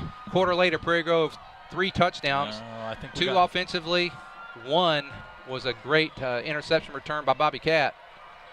And now J.D. Speed, another kickoff, and this one's a little bit of a knuckleball, but it's still going to be. That's what you wanted. Now Crawford's going to take it at the 5. Stay in your lanes. Stay in your lanes. He's looking for room. Boom. Bobby Cat. Who else? Bobby Cat, and I believe that was Nodier as well. Bobby Cat, by the way, got the Headhunter Award for his 3 knockouts last week. I'll tell you what, he's just a football player. He's just a good athlete. I've played basketball with him. I mean, you shouldn't be playing basketball with anybody at your age. But I played basketball with him. He is a good athlete. I'm telling you, from where we see him, or you see him on the web, or anything, you go down and you stand next to some of these kids. I mean, it is amazing. Bobby is wide. Yeah. I mean, he is thick. Austin in the shotgun. I believe he's got Hobbs back there with him. Here comes Tigers. He keeps it, and he's hit. Nice job. Nice play. Nice. You got a couple of yards out of it. But I think if you're going to, on that play, if you want anybody carrying the ball, you want Austin carrying it. Connor West on that tackle. Connor. Ran into his dad, Nathan. I complimented Nathan on how well his son's been playing this year. He's played a nice season so far. What's sad, Zach, this is the halfway point of the regular season. It is. Just seems like we got started over in Huntsville. We're already halfway through. We're halfway through the season, and it's going to, the next couple of weeks, we're going to start looking at playoffs. From the shotgun is Austin. The back is Hobbs. 2nd down and 8. Austin rolls. Oh my goodness! Who else? Nodier. Oh, Nodier. And did they give us the ball? Austin is hurt. He is. And I'll tell you what, Brandon had a running start at him. Oh my goodness.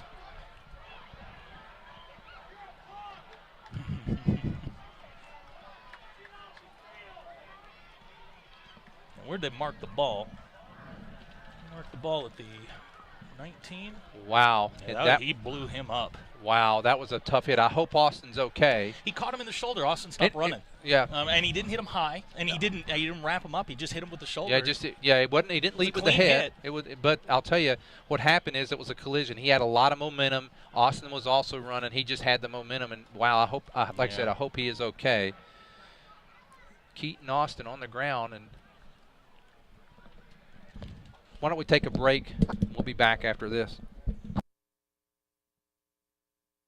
I wonder if Buck Lewis had any idea as to what he was starting when he sold his first Ford back in 1946. He was on the square in Fayetteville. Then Tom and Herb Lewis made the move to the current location on North College back in 1969. But through all those years, a Lewis has always been at the helm, and that tradition continues today. It's that kind of family value and heritage that makes Lewis Automotive the place to buy your next vehicle. Be it a Ford, Dodge, Chrysler, Ram, or Jeep, new or used, you can still find a Lewis standing behind every single deal. Award-winning service, 6 locations, and over 1,000 vehicles. It's amazing. A lot has changed, but the Lewis heritage and tradition continues. Lewis Automotive, proudly serving Northwest Arkansas since 1946. Something's missing. Your life just seems to have that little something that hasn't fallen into place. And you've tried all the world has to offer, and you still have that empty feeling. Does it sound way too familiar? Well, Prairie Grove Christian Church invites you to experience God on a personal level. And don't worry about being judged. We all have sinned and fall short of the glory. But at Prairie Grove Christian Church, we're all about loving God, loving others, and serving others. And PGCC has something for every member of the family. Kids, youth, adults, and more. And 2 services on Sunday that you're sure to find one that fits your schedule and your needs. Simply put, God tells us to seek Him first, and all these things will be added unto you. What are all these things? It's called a Christian life, and we invite you to feel the difference this Sunday at Prairie Grove Christian Church.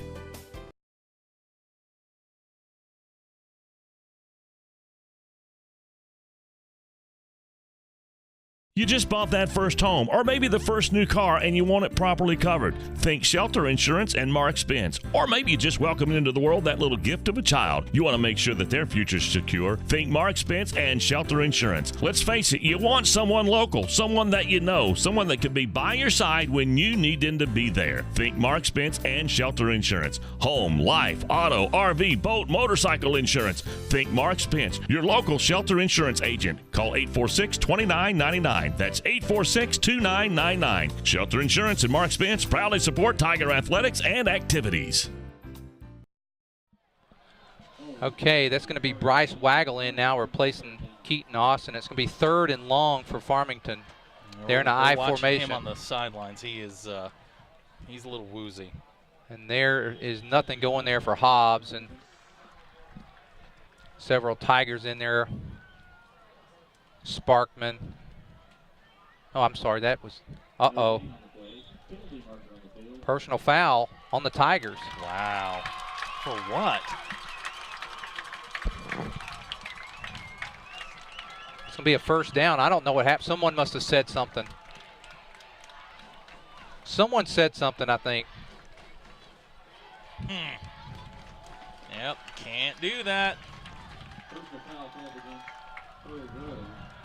That's 2 very costly turnovers, or excuse me, penalties.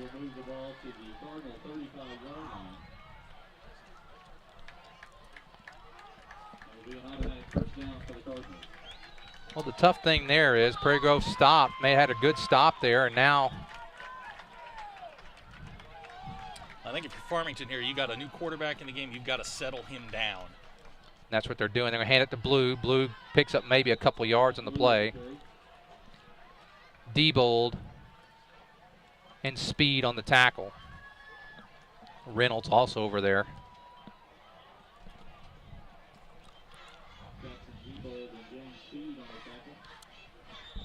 Second down and 8 for Farmington. So Farmington's 2 first downs have come off of penalties, Zach. Prairie Grove personal foul penalties.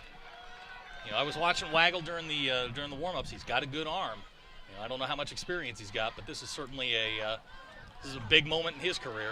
Look at Jack Reynolds. Reynolds just wrestles him down. He picks up. He's going to give him forward motion up to the 39. So with Waggle, they're not doing anything fancy here, and that might not be the worst thing in the world. You know, the preseason talk was about Farmington's offensive line might be the best in the 4A, and I mean, if you're them at this point, you got to lean on these guys and say, hey, boys, you know, number 1's out. You got to put you got a backup quarterback in the game. We have to run the football. I don't know that down in your own end this deep, I don't think you want to throw the ball. I'd expect to see the counter to Blue, which has been giving Prairie Grove some problems. 3rd down, 6. Here come the Tigers, and now a quick pass. That's picked off. That's J.D. Speed. Speed's going to have the ball at the 30-yard line, and the Tigers. I don't like that. Not with a new quarterback. Michael Ryan makes the tackle on Speed.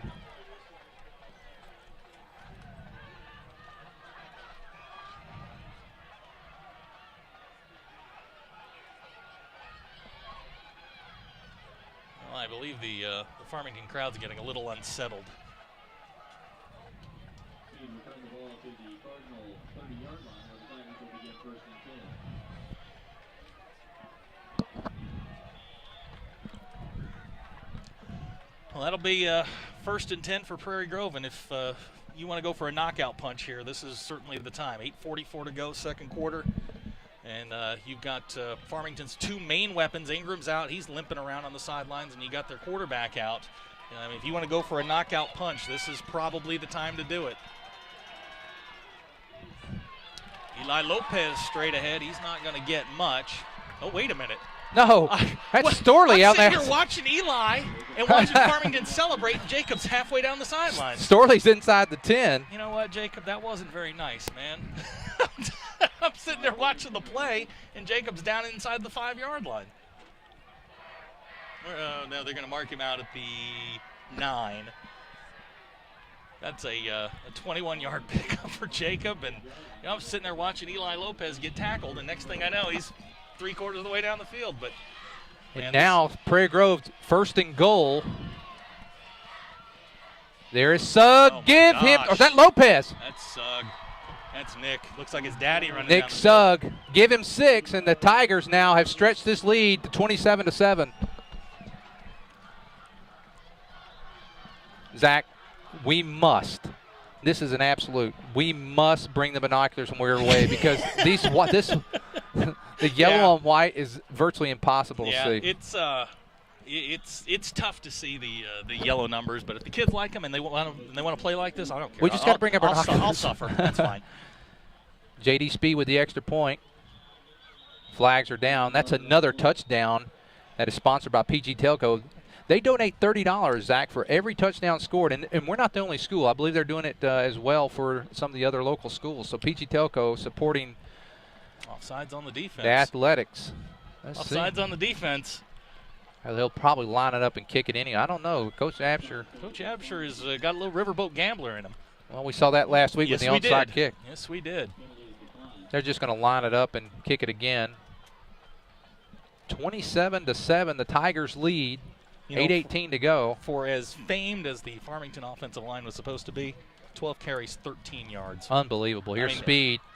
It's on the way. It looks good. And with 8:18 to go, the score, the Prairie Grove Tigers 28, Farmington 7. Back after this, another touchdown sponsored by PG Telco. PG Telco, built on community, focused on progress. But what does that mean to you? It means that you get to keep up with all your sporting events associated with Prairie Grove Athletics on a website furnished and maintained by PG Telco. It means that the folks at PG Telco have an interest in you, your kids, your school, and your community. And they're focused on progress. They're committed to bringing you the very latest in technology for your home or your office. For telephone, internet, long distance, or direct TV, think PG Telco. Built on community, focused on progress.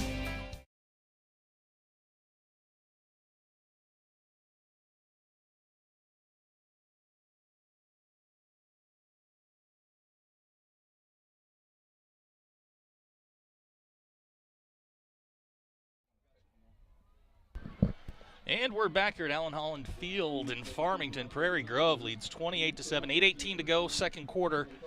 Prairie Grove just converted on an interception, a Bryce Waggle interception, and have taken the wind out of this place. But as we found out 2 years ago when we were here, you can't take anything for granted. They were up 21-0 at halftime, and Farmington stormed back. And there's a kick by Speed, fielded at the 20. And there's their best offense has been their kickoff return. And they're doing it a lot. That's where they gain most of their yards. That was 21, Cody Laurel.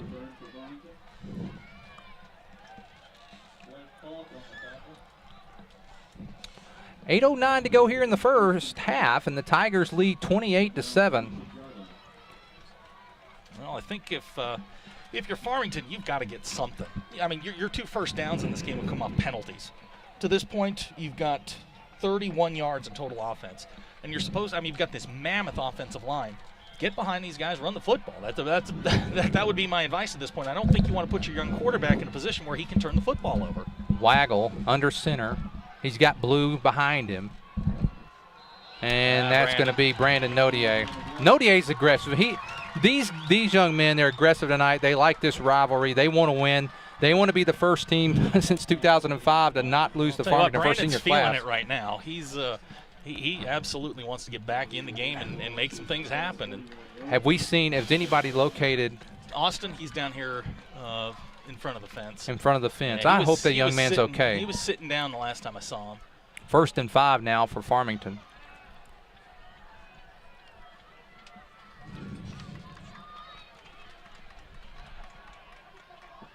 Here is Blue. He's got a little bit of room. He's going to get close to the 45. He's going to look like spot at the 44. Bring up 2nd down, and let's call it second and 3. Well, no, let's call it 2nd and 2 now. And I think that's what they've got to do here with just under 8 minutes to go. You've got to control the ball at some point. Stop going 3 and out. You got to get something going. Get some points on the board, get back in this thing. Well, I think you're right, Zach. With that, with your backup quarterback in, you need some confidence, and it looks like they're going to try to run right at him. They're hit. I'll He's tell not you going to make Prairie it. Grove is not even respecting the passing game right now. Connor West. 9 guys committed to the run on that play. West was there. Hacker was there.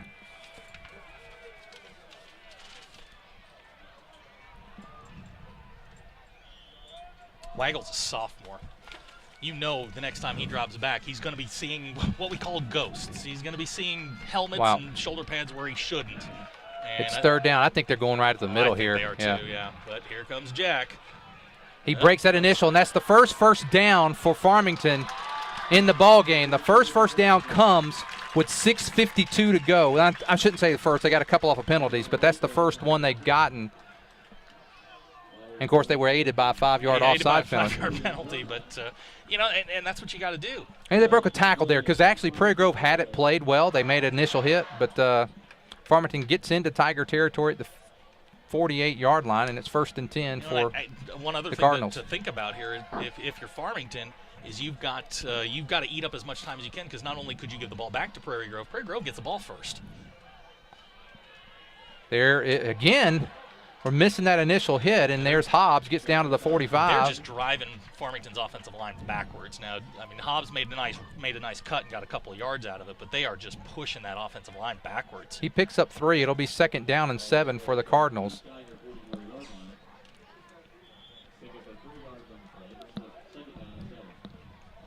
It's 27 yards on 16 carries for Farmington so far.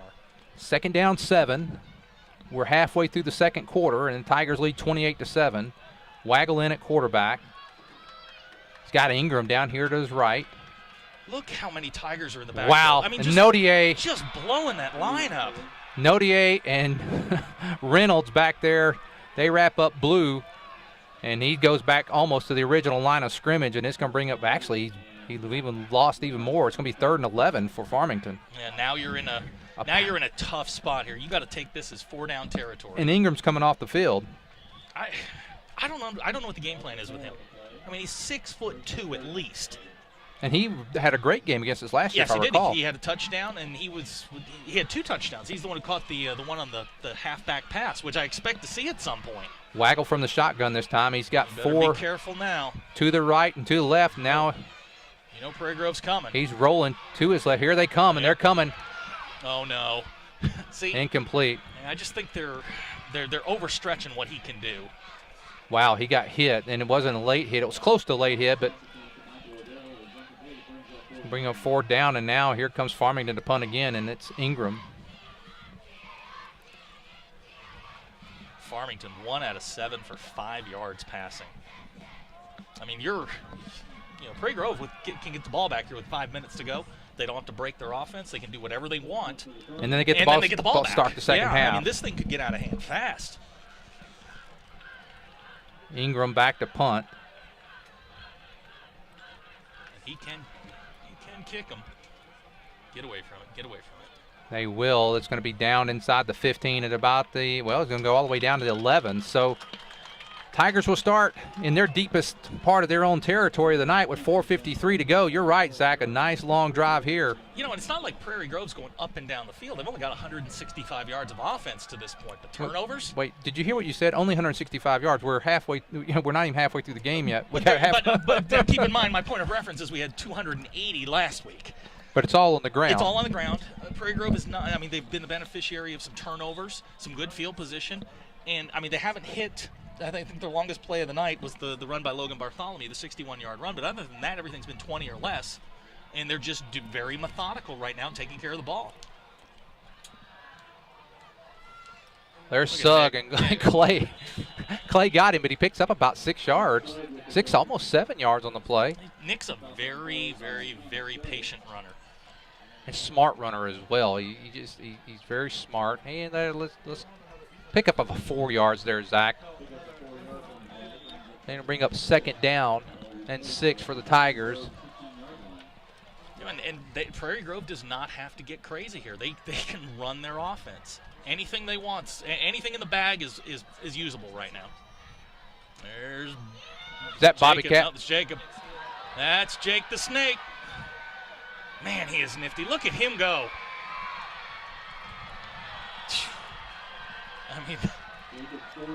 I mean, we're spoiled watching these kids play. I mean, they're dynamic in every way. And now with that run, the Tigers are in Farmington territory again. Jacob, 4 carries, 85 yards right now. That's a busted play. That was that wingback reverse. I think they got Bobby, and Jacob just took off. Zach, I have to definitely apologize. I'm having a hard time seeing numbers. Yeah, the lighting here is a little bit. Yeah.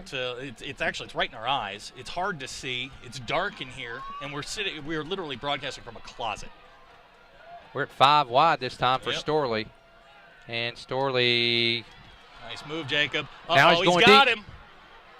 Complete. Nice play. Is that Bobby? Yes, it is. Who else? That's Bobby. I can tell by the shoulders. That's Bobby Cat. Oh, they're going to say he was out of bounds. Did they? Oh. Wow, looked like a nice play. He was watching what he was doing with his feet there. It looked. 2nd down and 10. I'm surprised Prairie Grove did that there, but I think they feel like they're moving the ball well, and so took a shot deep. It's a different look. Prairie Grove now 0-3 passing. I mean, they have nothing through the air right now. Uh-oh. There's Logan. He no. He got a penalty. Give him 6, but it looks like it's going to come back. You know what they did on that? They came to the line quick, caught Farmington shifting around, snapped the ball, and took off. We're just going to get a holding penalty. I'm telling you. They blocked it great, except for the hold. I mean, the seal block was there. I don't know where the hold was. It must have been away from the ball. I think it was on Sainer at the tight end spot, because as soon as Logan got around the corner, the flag went down. And Dillon was the last guy on the line of scrimmage. That's going to be a tough one. They're going to mark that off from the 39. So that'll bring Prairie Grove back to, it'll be 2nd down. 2nd down in a bunch. Let's see here. 2nd and, come on, computer. 2nd and 14. And it looks like Prairie Grove is going to call a timeout. Well, let's take a timeout with them. With 3:32 to go in the first half, Tigers 28, Cardinals 7.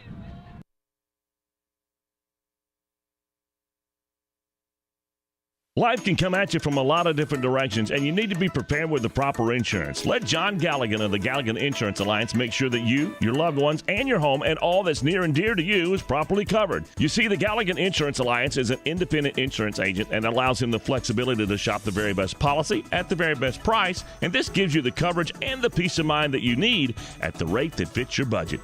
It's the best case scenario when it comes to covering all that is near and dear to you. Check them out on Facebook or drop by the website GalliganInsuranceAlliance.com. And you can always call 479-282-0605, 479-282-0605. The Galligan Insurance Alliance.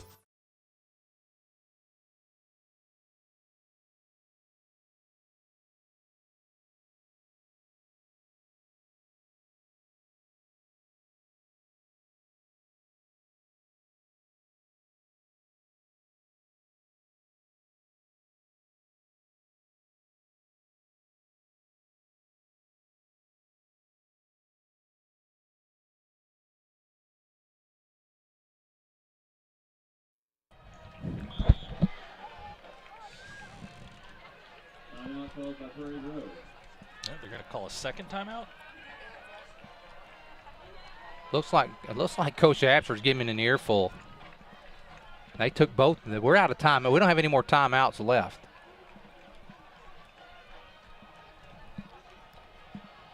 Coach Abser is giving. I mean, he took a second timeout to make his point. I don't know what it is, but whatever it is that upset Coach Abser, it was worth another timeout to him. And you know the way Prairie Grove's moving the ball right now, timeouts are really not the issue. He's obviously upset with the holding call, and like you said, you didn't see the hold, but it was on the end man on the line of scrimmage. I say Dylan just because he's the tight end, but it wasn't on the corner. Whatever it wasn't the block on the corner. It was they had this. I mean, there was a hole that opened up. Now I didn't see the hold, but that had to be who they called it on. Well, Coach Abser is. I mean, he really took another timeout just to make his point. And he's going to go back to his team now, and whatever it was he said, it was worth a timeout to say it. So the Tigers will take over. It's going to be second down, and let's call it 2nd and 14 to go. Actually, it's more like 13. With the holding call. We got 2nd and 14, and you've got the whole bag. Every club in the bag's available. I tell you what, Zach. I would go ahead and I'd do it again. I'd just do the same play. That's the play to the opposite side of the field. Side of the field. That's the play they scored the long touchdown run on. Logan got loose again. I'd do it again. It's coming back to Bobby Cat. Nope. No, they're just going to pound straight ahead. Nick Sugg gets close back. It's going to be 3rd and about 10. Well, they're trying to bust Nick through there. Not a terrible call. And Coach Laird told me that before the game. They were still going to run their offense, despite it didn't matter who was going to be in the middle of their line. They're going to run their offense, and if it became a problem, then they would they'd look at other areas to attack. But to this point, Nick's got 9 carries, 42 yards, and a score, and they've really not had any problem running the football. They've got 17 carries for 212 yards. Let me repeat that. 17 carries for 212 yards. That's an average of 12 and a half. Bobby Cat in motion. Bobby Cat. Yep, that's what you wanted. Nice tackle. Nice, you got to get tackle. Josh Larrabee made a nice tackle because Bobby's not easy to bring down. No, he went for the stiff arm and he got his arm and got that momentum to bring him down. He lost a yard. That's a play Bobby usually gets away with, and I think if you're Prairie Grove here, you punt it. You punt it. You knock them deep. Knock them deep if you can, and at this point I'd even let the clock run out. Take the full 25 seconds, and then even take the delay penalty. It's not going to hurt, and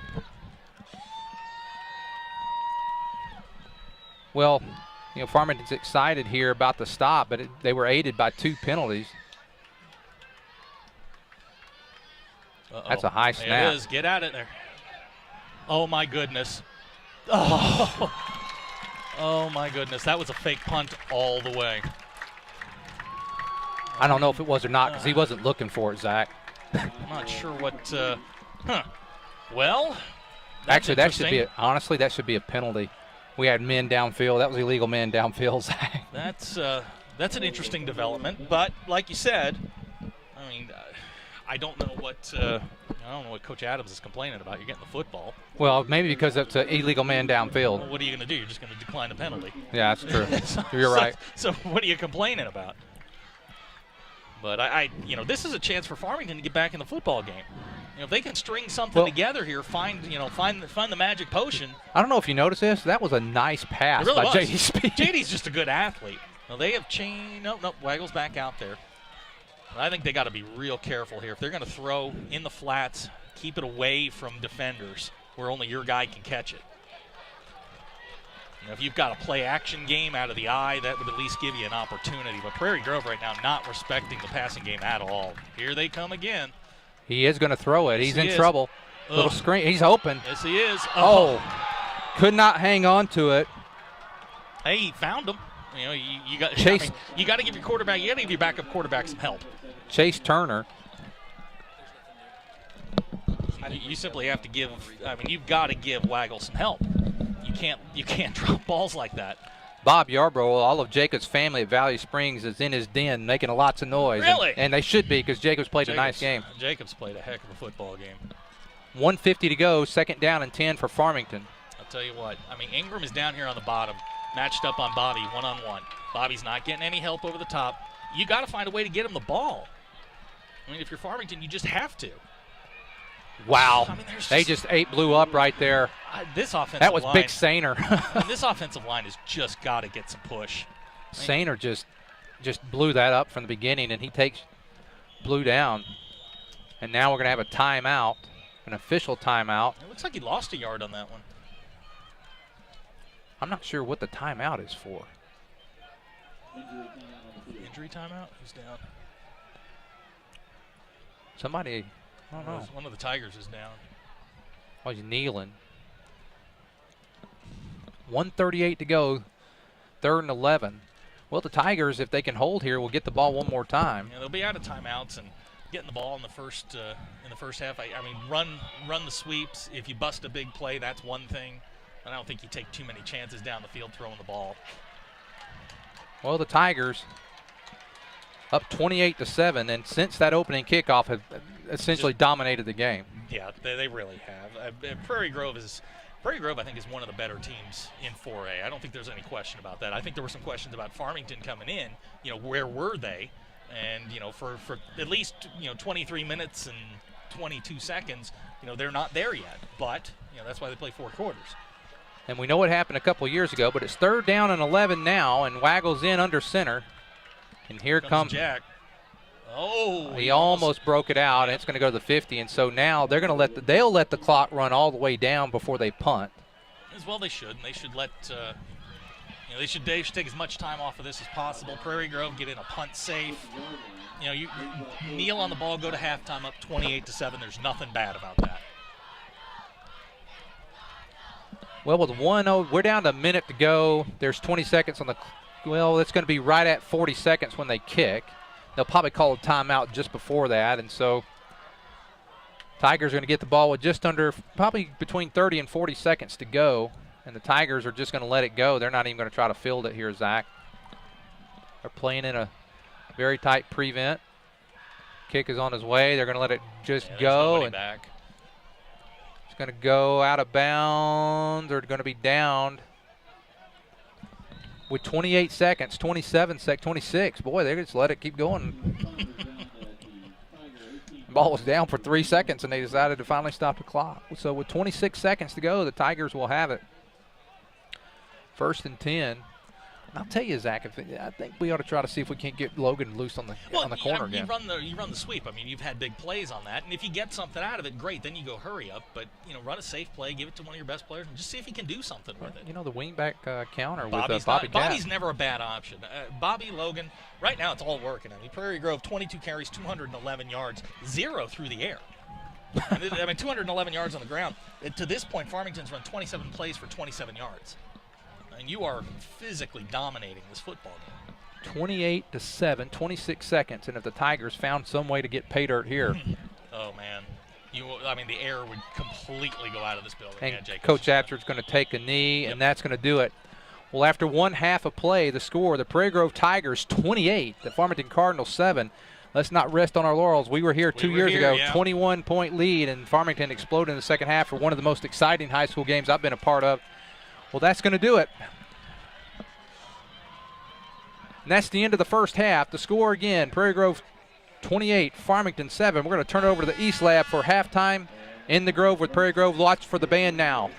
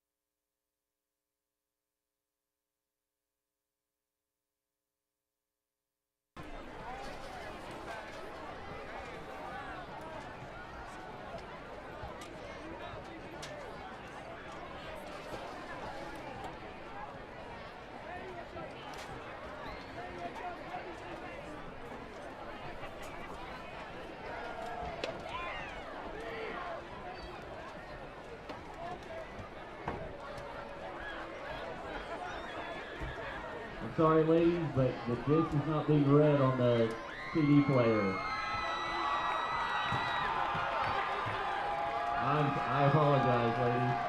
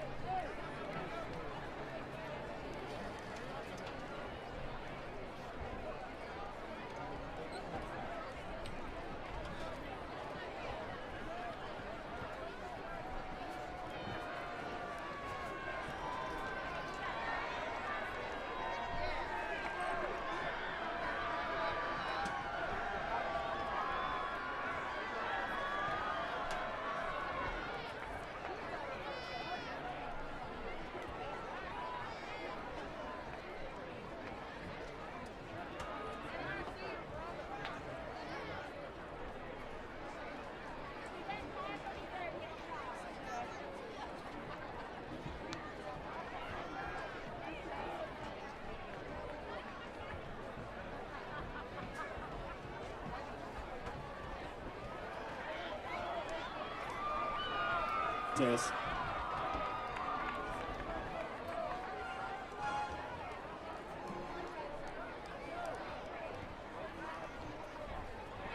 Ladies and gentlemen, Prairie Grove High School presents with pride the big bad band from Tigerland. I'm your drum major tonight. Buonasera, guten Abend, shalom, hola, and good evening, my friends, and welcome to this special night. I've used my magic to make for a very entertaining evening. I and many of my long-past bandmates have returned to again join the Tiger Band in performance. What magic, you ask? Wah!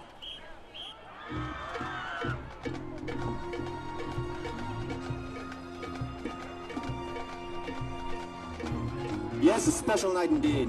In fact, one might even call it a thriller.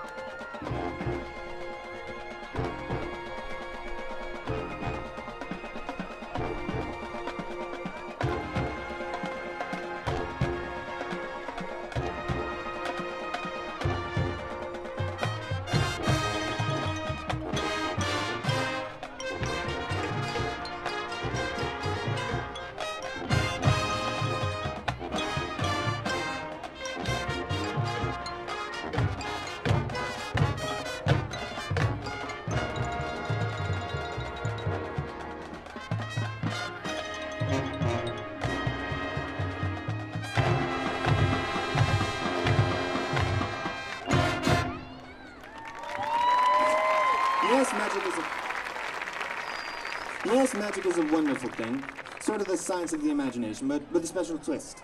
But when science goes awry, well, let's just say things can get interesting. My family physician once did an experiment that had, let us say, unexpected results. What's the good doctor's name, you ask? His name would be Dr. Frankenstein.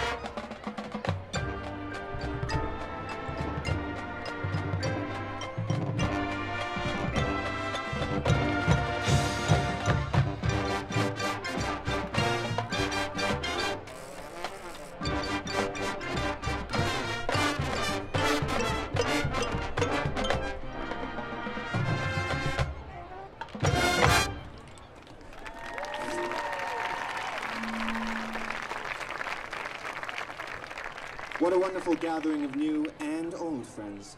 In fact, it reminds me of another wonderful evening from not so long ago.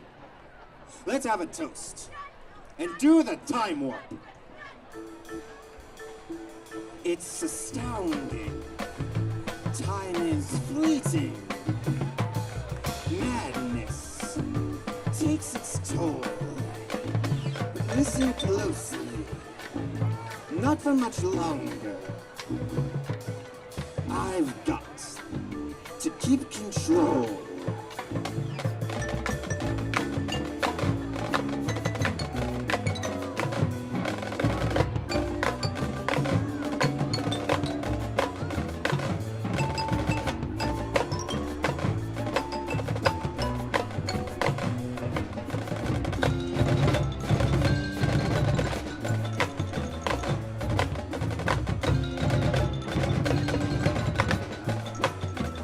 It's just a jump to the left, and then a step to the right. You put your hands on your hips, and bring your knees in tight. But it's the pelvic thrust that really drives you insane.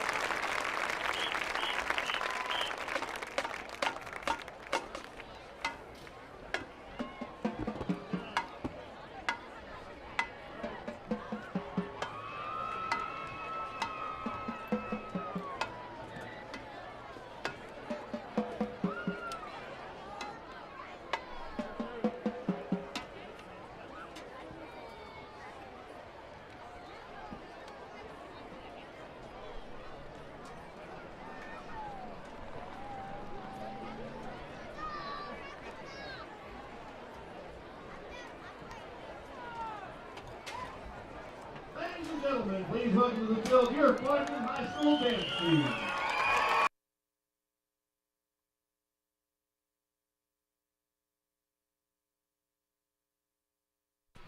My name's Austin Cunningham. My name's Danny Davis. And we'll be with you again for This Week in the Grove. Austin, this week's going to be a little different. This week's kind of a big deal for us in Prairie Grove. It's the Battle of 62. We've been prepping for this all week. Pep rallies from the bonfire last night to the game tonight. It has just been the atmosphere in the school all week long. Yeah, sorry about the sound, guys. A little loud out here tonight, I can tell. It's a little loud. We are right next to the speakers. As Zach said earlier, we are shoved in a closet, so the sound is just everywhere. We are being assaulted with sound. But yeah, like I was saying, I mean, just the atmosphere this week has just been pumped up. We've been ready for this game. It's a huge rivalry. Oh, yeah. We've been selling shirts for 2 weeks now just for this. And, I mean, they've got plenty of shirts sold. It's a big deal. I mean, there were even people in Farmington, students, they were tailgating this morning before school even started. I drove by and I saw 5 big groups tailgating. I'm like, man. I even saw a tiger doll hanging. I did. I saw that. I was a little roughed up by that, but I mean, it's okay. They took that down. Yeah, they've kind of shut that one out. We're off to a really good start in this first half, and I mean that was just awesome. I started to sweat a little bit as on that first play, Farmington ran it into the touch. Woo. And I mean, but that wasn't even a play. That was on the kickoff, wasn't it? 93-yard field reception touchdown. That was crazy. Yeah, that was a return. And I mean, I just my heart sunk. I'm like, oh, this isn't going to be fun. Then immediately after, a few plays later, Prairie Grove came back with a good touchdown, and now we are leading 28-7.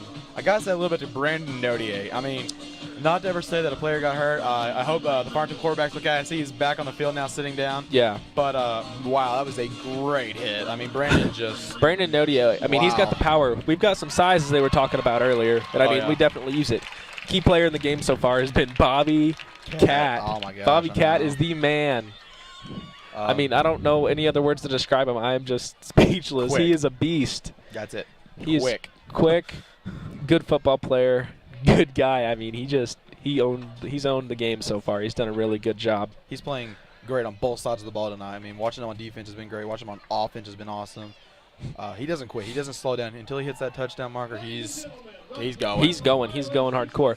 And I mean, even last night with the junior high and 7th grade football games. Now the 7th grade did lose, but the junior high came back and shut out the Farmington Junior High. And that was a good game to watch. I was there watching that. I mean, that was impressive. That was a really good game played by the Prairie Grove Tigers. One thing I want to say, Austin, about the Week in the Grove, this is going to be a little different segment, guys, like we said before. We're going to talk a little bit about this experience. Now, personally, I've been here since 5th grade. I'm from Elkin, so I never really knew the Battle 62 deal. I've been here my whole life, and it's been a thing like from kindergarten on. I mean, just all the time. I remember my 5th grade year I came here, watched the game in here in Farmington, and we won that game. Yeah. I remember we lost 6th and 7th grade, but I remember just no matter what both teams tryhards are. One of my favorite games, Austin, I was in 8th grade. I was actually a band runner back then. And as I was watching the game, I remember it was a 2-point difference. And Farmington, the last second went for that 2-point conversion and beat us, and I was like, oh. Wow. One of those. I mean, I couldn't believe it, but then last year when Farmington came to us, that was a great game.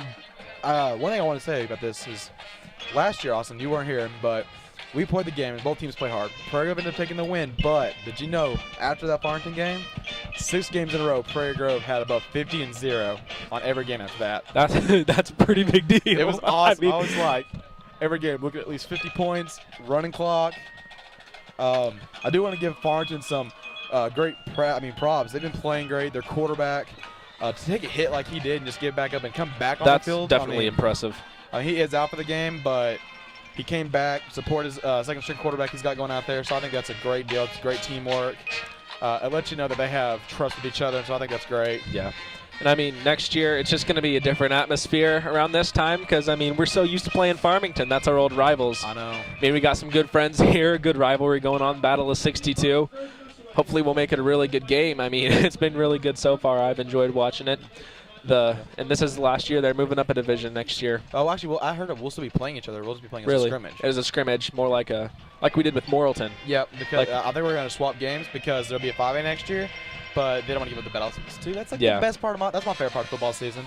But no, this game just brings our whole town's here. no one in Prairie Grove's left. It looks like we have. We've got 3-4 high on the fence down there on ground level, and then our stands are absolutely packed. In a circle, the only place that isn't packed on the stand right now is the band, and that's just because they're getting all their stuff. Yeah, they get a little break time for that great performance they just had. To me, this has been an experience. Like today, Austin, this is kind of cool. I thought.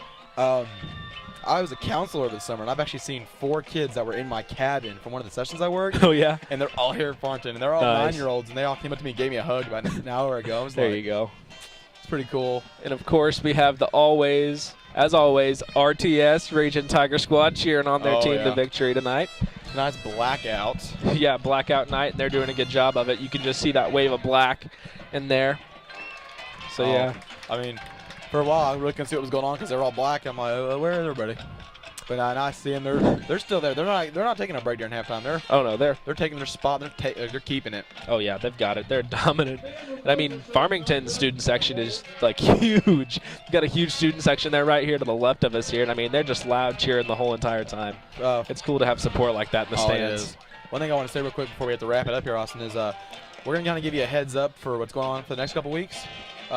Real quickly, I'll hurry. Next week's homecoming, so we're going to talk about we have a bunch of cool days. We'll announce the winners this week in the Grove. Oh, yeah. After that, we're actually going to have an interview with our 2 announcers. Ooh. And then, third week, interview with our tech supporter that's been helping us out all year, Mr. Ray Rulin. So I'm really excited for all these interviews. Yeah. Also, do you have something really cool news here? Yeah. Speaking of help this year, in the past few years, Jake McBride from Kicks 104 has been a huge part in helping us get this whole thing put together. He's helped us organize our program a little bit better, bring us to the next level, get us a little bit more advanced. And his radio station, Kicks 104, is celebrating 30 years on the air.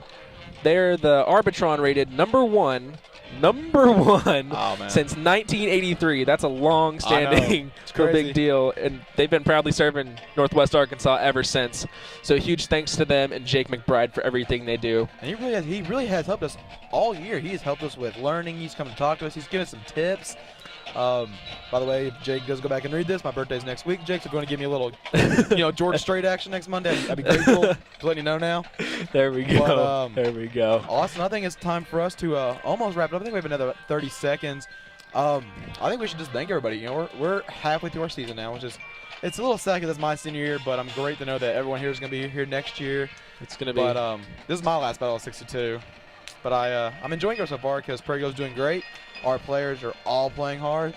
So I think we should go ahead and give a thanks to our East Lab teammates here today, our tech support, and our announcers. I mean, without them, we wouldn't be able to do it without them. And, of course, all of our sponsors who've stepped up and sponsored us over this past season and seasons past. Oh, yeah. So I believe that'll do it for us this week in the Grove. I'm Austin Cunningham. I'm Dan Davis. Let's go Tigers.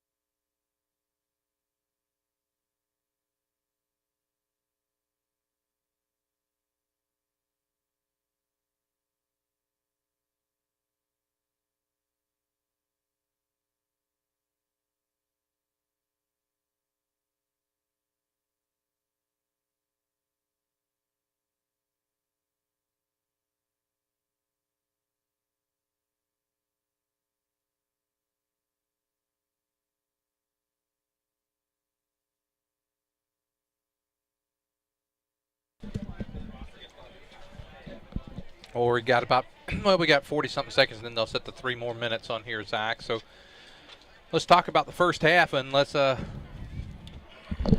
what have we seen so far? Well, I think we've seen a half a domination. Prairie Grove with 211 yards on just 23 plays. It's an average of about 9 yards per play. Maybe the most shocking number to me, we've had 1 completed pass in the first half. Quarterbacks in this thing are 1 for 12. Wow. Farmington's got the 1 completion for 18 yards, but they've thrown 2 interceptions. 1 was returned for a touchdown. The number that just continues to baffle me, and I know you told some folks at halftime, Farmington's run 27 plays for 27 yards. They've carried the ball 19 times for 22 yards. It's been a half a domination. And Prairie Grove, as we've mentioned a couple of times, 2 years ago when we were here, Farmington switched their offense at halftime. And they came out and scored 21 points in the third quarter and made this thing a lot more exciting than it needed to be. And that's probably something that we'll see Farmington. It depends on the health of the quarterback keeping. I hope the young man's okay. I didn't see him leave the field. He may have left before halftime. Watching them now, I don't see him. It looks like Waggle's coming out, and that's the way they're going to go. He's a sophomore. I don't think you necessarily want to get crazy with him. You got to lean on that offensive line and say, guys, we have to run the football. That's really their only option at this point. Well, I don't think Waggle can win the game by himself. Well, but if they, early in the game, they were trying to do those quick passes, little bubble passes, little quick slants, and maybe that's what they need to go to with Waggle. He may be able to do that short pass. They couldn't game. Protect him. Prairie Grove was getting guys through the line with clean shots. That's how Keaton got knocked out. Was Nodier came clean, and he had a 15-yard running start at him. So they can't protect him. They've got to move him around a little bit. If you want this to go well, you got to run the football. You got an offensive line that probably averages 250 across the front. You have to be able to move Prairie Grove around. And as I told you during the halftime, man for man across that offensive line, Prairie Grove is winning every single battle. Well, these stats, as we talked about, the stats are brought to you by the Bank of Fayetteville, and one of the stats that stands out to me is Farmington. They have one first down. They've got 2 off of penalties, and even the one they got, they were aided by a 5-yard exactly. 5-yard penalty of offside. So they have just not moved the ball. I mean, and they're you see the difference in coaching. You see the difference in athleticism. And maybe I just give them too much credit. They have athletes. Why Justice Hobbs isn't carrying the ball more? Hobbs at this point in the first half, he's 5'11", 200 pounds. He's a good-sized young man, and he's a talented running back. But to this point, he's carried the ball 6 times for 16 yards.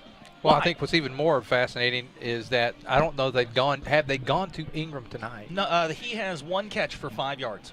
Yeah, he got the one catch. He got the one on the bubble screen. Yep, you're right. That's all they got. That's the only completion of the night for 5 yards. I haven't seen them. The only pass they've thrown to him, or I guess the only passes they've thrown to him that were 10 yards down the field, there's the quarterback right there. He's out. He's got his pads off. But the only 2 passes that they have thrown Ingram's way have been intercepted. No, that's not the quarterback. Yeah, he is right here, right down here, walking down the sidelines. Yeah, you're right. That's him right there, and he's got his pads off. So they're going to go with Waggle in the second half. At least he's up and walking around. My guess is he's probably got concussion-like symptoms. Would be my guess. And with that, in a young man, you don't want to take a chance. I don't know. He's walking around unaided. I mean, he looks like he's got all his faculties to him. So, I mean, you hate to speculate on something like that on an injury, but I mean, he's out there and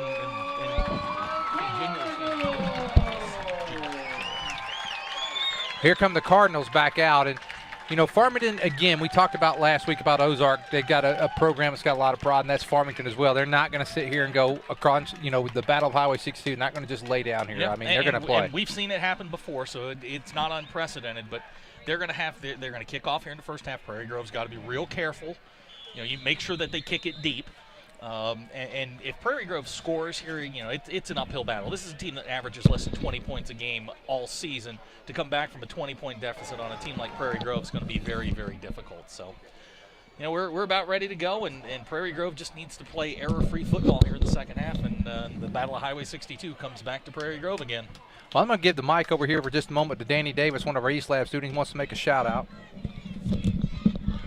Hello, Prairie Grove. I want to give a shout-out real quick to one of our East Lab helpers, Ethan Sam. His brother, Kyle Sam, broke his leg during practice. So here you're watching, so hope you feel better, and get you back on the team pretty soon. Thank you, Danny. As Ethan Sam, part of our East Lab family, his brother, hope everything gets better quickly. And now preparing to kick off is Gabe Sequici. And Sequici getting ready to kick. And it's just this kind of a squib kick, going to be fielded by Nick Sugg, and Sugg's going to take it up. He's going to get right to the 35 and going to be dropped there.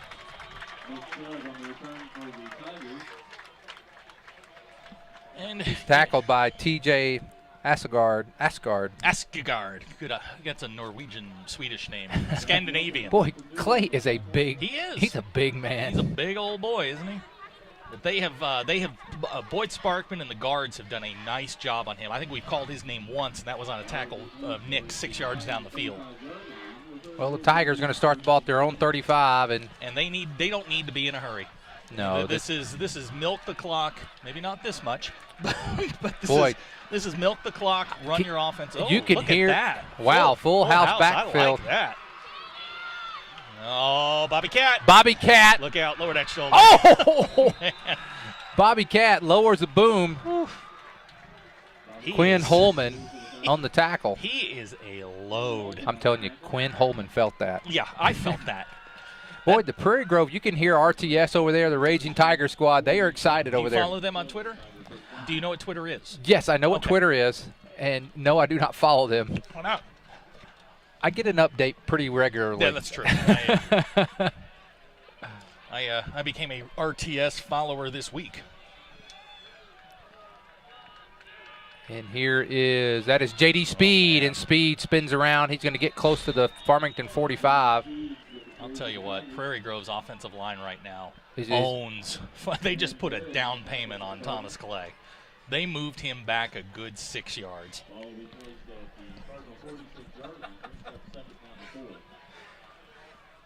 Second down, and you guys all right over there?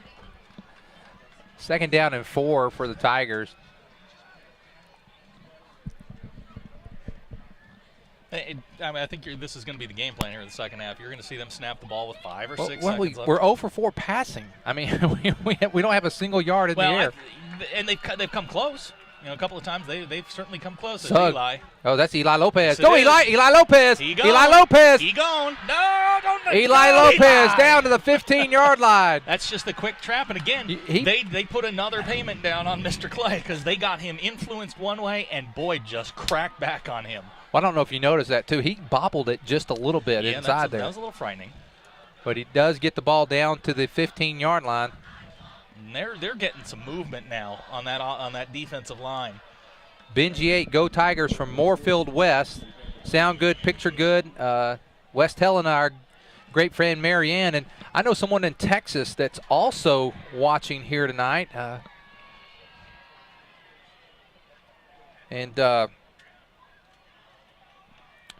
name is Jamie Roselle down in Texas. She's watching, and now that was Nick or Eli. I can't tell. I believe that was Eli Lopez. Right.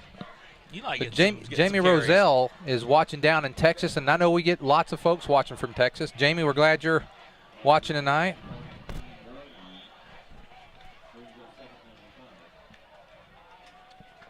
You know, for an opening drive, you could not have asked for a better drive than you're getting right here. Prairie Grove's eating time off the clock. They're pushing Farmington backwards, and they're just doing work. Nope, Jacobs got it. Storley, 5-10. Give him touchdown. No. Give him 6. There he goes. About time. Jacobs still running. He may be in Prairie Grove right now. So Storley goes in, and now the Tigers up 34-7. Jacob, 5 carries, 94 yards. You know, we don't talk about him as the player of the game very often, but you know, he's 0 for 4 passing, but that 18.8 yards per carry, that's pretty darn good. 5 carries, 94 yards, and now J.D. Speed for the extra point, and the Tigers could go up here by 28. Good snap, and the kick's on the way. It's good. J.D.'s getting really good at that. Yeah, he is. With 9:30 to go here in the third quarter, Prairie Grove 35, Farmington Cardinals 7, and another touchdown brought to you by PG Telco. We'll be back after these messages. PG Telco, built on community, focused on progress. But what does that mean to you? It means that you get to keep up with all your sporting events associated with Prairie Grove Athletics on a website furnished and maintained by PG Telco. It means that the folks at PG Telco have an interest in you, your kids, your school, and your community. And they're focused on progress. They're committed to bringing you the very latest in technology for your home or your office. For telephone, internet, long distance, or direct TV, think PG Telco. Built on community, focused on progress.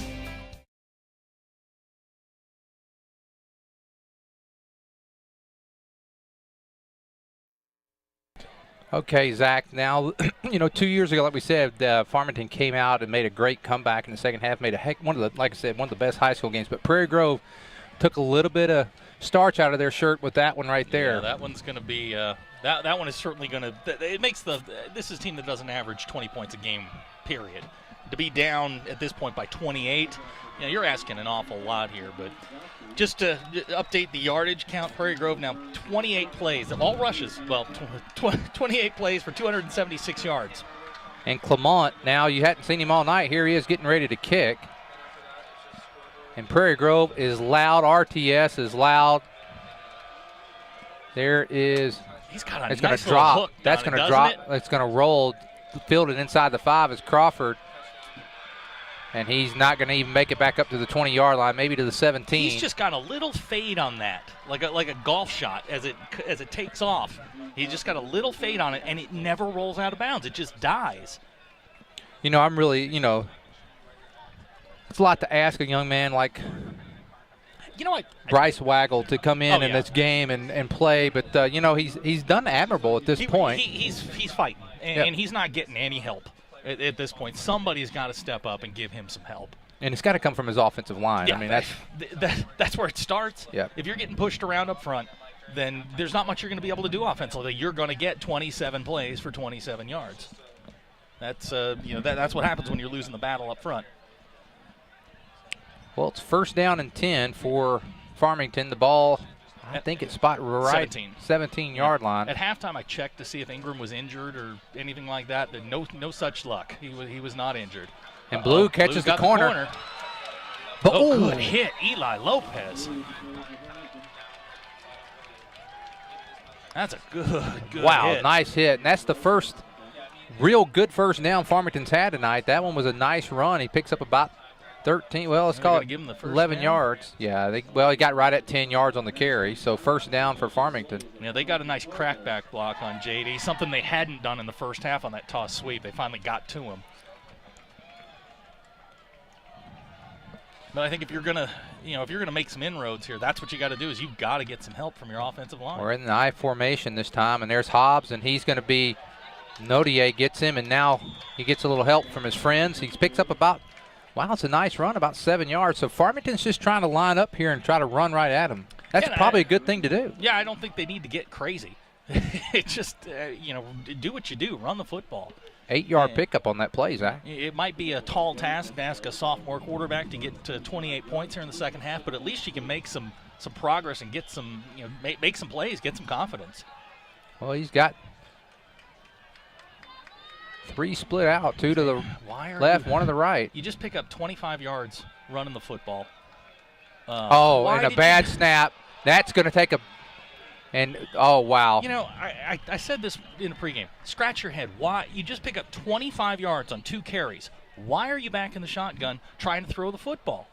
Wow. Why? I don't understand it. I mean, you just had 2 of your best offensive plays. Now you put yourself in such a hole. Do you realize what they just did, Zach? Every yard they just gained, yeah, they just lost. Back. They just lost. +1. They're back on the 16 now. Unbelievable. I don't understand that. Now they've done 30 carries for 26 yards. It doesn't make any sense.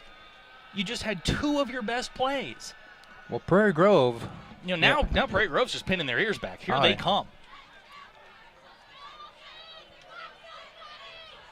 They're going to try one of these quick screens here, and JD's gotten close a couple of times. Uh-oh. Here's Crawford again.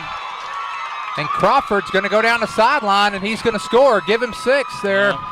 Eli did not play that one well at all. He tried to undercut him, and he got burned. Well, Crawford's had a good game tonight. Crawford just went receiving 85 yards for the Farmington touchdown, and he's got to be happy with that. But Farmington's still down 21 points, or 22 points at this point. Yeah, that certainly brings their their yards per play up. Well, they've got 89 yards passing and 21 yards rushing. It wasn't like it was a great pass. Eli just missed it. Yeah, I mean, it's just one of those things, and here comes the extra point on the way. It's good. No good. 35-13, and now the Tigers will have a chance to have the ball again. Boy, I tell you, I thought we were about to get really good field position there, Zach, third and long. We had 3 guys over there. Everybody just jumped and missed it. But nice play by Crawford. Yeah. He went up, fought for the ball. He made a play for his quarterback. We talked about that. Somebody went up and made a play. So, you're 22 down at this point. A couple of more. You got to get some stops on defense, and that's really where they've struggled.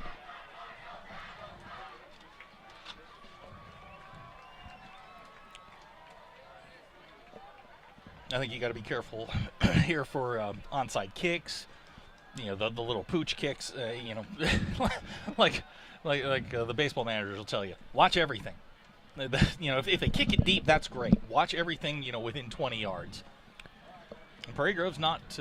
They've still got 4 guys back, so they're sort of outnumbered here. There's plenty of time here for Farmington. It's 7:27 to go here in the third quarter. So a stop here and a score for Farmington, and all of a sudden you're back into a game. But you got to be careful. Onside kicks, squib kicks.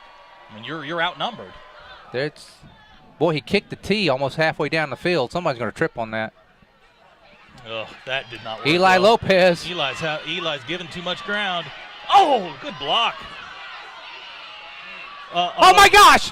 Eli Lopez, a flag on the play and another flag. Eli Lopez. 2 flags. 2 flags down on the play. That young man is coming off the field. There was a couple of nice blocks. I don't know what. I think we've got a personal foul on the 30-yard line. The one on the 35's got to be a hole. Yeah, I saw that. I don't know who they're going to call the personal foul. I don't know, but there were 2 look guys. where the tee is. That's the tee at the 23-yard line, Zach. Wow. The tee is sitting at the 23. Flags all over the place. Eli got down to the 33-yard line, but I'm telling you, these refs are getting their money's worth tonight. They have involved themselves in this game. Too much. Holding on Farmington, holding on Prairie Grove. That should be offsetting, correct? We replay the down. Yes? I'm not sure what they're going to. He did say holding and holding, didn't he? Yeah, holding each way. So they're just going to give Prairie Grove. What are they doing? I thought that would be a replay. I did. Yeah, you get offsetting penalties. Holding. Farmington, holding Prairie Grove. First down. Oh, they're going to re-kick it. Okay. Well, that's what I thought. Boy, they make things difficult. Well, they have like 15 conferences, and it's not that difficult to play to call. But anyway, we'll try it again. I don't like that star formation. That thing's not working. It hasn't worked yet. But we'll give it a shot and see what we can do. We've got 7 minutes to go here in the third quarter. An eventful first 5 minutes of the third quarter. Well, that took about 18 seconds off. Now they're going to re-kick it.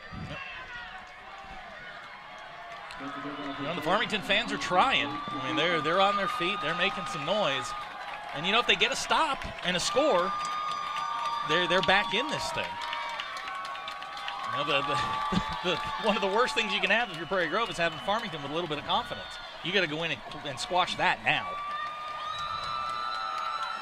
There it is. And now Prairie Grove. Good play. Actually, nice job there done. That's Sparkman. That's Connor. Connor West. Connor West just did the right thing. Fell down on the ball. And gives Prairie Grove great field position. Now the Tigers with the ball, 1st and 10. They're going to have great field position. I don't know why you do that. Well, they kicked it deep before. Maybe he thought it could catch them off guard. And we didn't have any good hands, people, although Connor West turned out to be just that. Connor's got very nifty hands. But, you're giving Prairie Grove the football at the 50-yard line, and you haven't stopped them yet. You've got to get a turnover. You've got to get one of those sudden impact plays that the coaches talk about. You've got to get a turnover, a pick six, a fumble for a score, something to get them back in the game. If you're Farmington, for Prairie Grove, run your offense and milk the clock. Let's get out of here. They got J.D. Speed. There's the wingback. Man, he's a load, isn't he? Cat's going to pick up a good load. 4 or 5 yards on the play. There's nothing there. Pick up a 5 for Bobby Cat. He just, when there isn't a hole, you make one. And out comes Clay again. And he's in for one play, then he's out. What? Remind you, if you're watching, go to pgtigersonline.com. Let us know where you're watching from. Jake McBride, put the foot on the gas. It's Farmington. Benji said, go 55 from Moorefield, West Virginia. Oh, they stuffed that. Well, they're just going Look to at push that. ahead. He's going to get close to the – he's not far from the first down. Yeah, they've gone back to Nick at fullback. Probably the last drive was just to give him a breather. Nick plays both ways, and so he probably does need a breather. He's where are they going to spot that? Did you catch the article on him in the paper? I did not see that. Been out of town all week. Just got back a couple hours for the game. He good write-up on the game itself. Nick with a nice picture of Nick. 3rd down and 2 for the Tigers. 5:49 to go here in the first half. You know, and I know we don't like the 0 on the completions, but there's not a reason to throw the football at this point. I don't care if we have a 0 in there if we just keep running the football like this. 3rd down and 2 for the Tigers, and there, JD Speed, he didn't make it. Get there, no.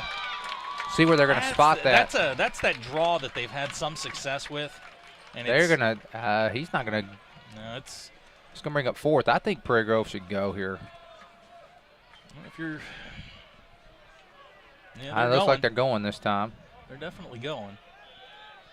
I think you put the ball in Storley's hands. Give it the play that he got the 22-yard run. Well, I think you drive. I think you just run pass option for Jacob. Wow, here we go. 4th down. Yeah. Oh, there's Storley. Oh my gosh! Look at Storley. Give Storley 6. Give Storley 6. Jacob Storley. I didn't know he had the ball. He got me again, and we got a penalty. Oh, they're going to call a flag because he taunted him. I think he taunted him. He sure did. These guys are flag happy. Well, I mean, we got touchdown. The touchdown's good, and we're going to get a personal foul on Prairie Grove. These guys, I don't know. So they're going to mark that. I think That'll would be on the kickoff. They'll enforce the penalty on the 41-13, the Tigers lead. That's 140 yards rushing for Jacob. And Storley takes it in, give him 6. Another touchdown sponsored by PG Telco. And I guess when they run that option, we just need to watch Jacob. Because if he stops, then, I mean, I watched the running back. I didn't think they tackled the running back. I didn't think he had it. You did the same thing I did. Oh, we didn't get it. Next thing you know, Jacobs. He faked me out all the way. Storley taunted, though. I saw him. He pointed. He taunted, and I think that was the penalty. There was no – I don't think there was a hit of any kind. I think he just taunted. And it's not like there was an assistant strength coach that was giving players $500. Yeah, that was a – the extra point is good. You know, they should have been an unsportsmanlike conduct rather than a personal foul. Henry noted that he was taunting as soon as he turned the corner. Oh, yeah. When he got around the corner, when you and I figured out that he had the ball, he was pointing, but you know, these referees have just sort of involved themselves a little too much. But hey, we'll take the touchdown. If you got to mark the penalty off, they're going to mark it. We'll be kicking from our own 25. Yeah. And they're going to let Clement kick it. Tigers leading 42-13, and touchdown sponsored by PG Telco. PG Telco, built on community, focused on progress. But what does that mean to you? It means that you get to keep up with all your sporting events associated with Prairie Grove Athletics on a website furnished and maintained by PG Telco. It means that the folks at PG Telco have an interest in you, your kids, your school, and your community. And they're focused on progress. They're committed to bringing you the very latest in technology for your home or your office. For telephone, internet, long distance, or direct TV, think PG Telco. Built on community, focused on progress. Clement getting ready to kick, kicking from his own 25. Farmington should get decent field position, and it's going to be a decent. Kick it out of bounds. I still think that they get it to 35, so that's not a bad kick to kick it out of bounds. Is it the 35 or the 40, or is it the spot? Well, it's normally 35 on the kick. I saw it happen last week on a college game, so I don't know. But last week at a college game, they had a penalty And they ended up getting it at the 35, but they may get it at the 40. Or get, I think I'll make them kick it again. No, they get it at the 45. I think they're kicking again. They're kicking again. They're kicking from 20 like it's a safety. Interesting. All right. 4:49 to go here in the third quarter. Prairie Grove leading 42-13.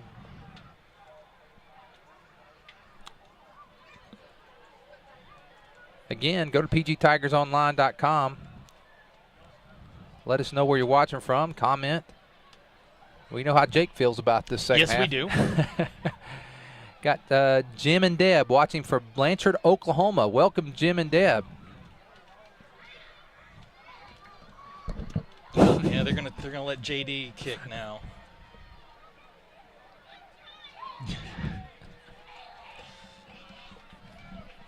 Well, I've never seen anybody kick off from the 20. So. Not regular. I've seen him punt from the 20 Yeah. on a safety, but he's going to kick it from the 20-yard line. Is Farmington JD should get great field position out of this. They're going to get it around midfield, depending on. Well, let's see here. He's going to have room again. Tell you what, Crawford. that young man's playing hard. He's playing a hard game tonight.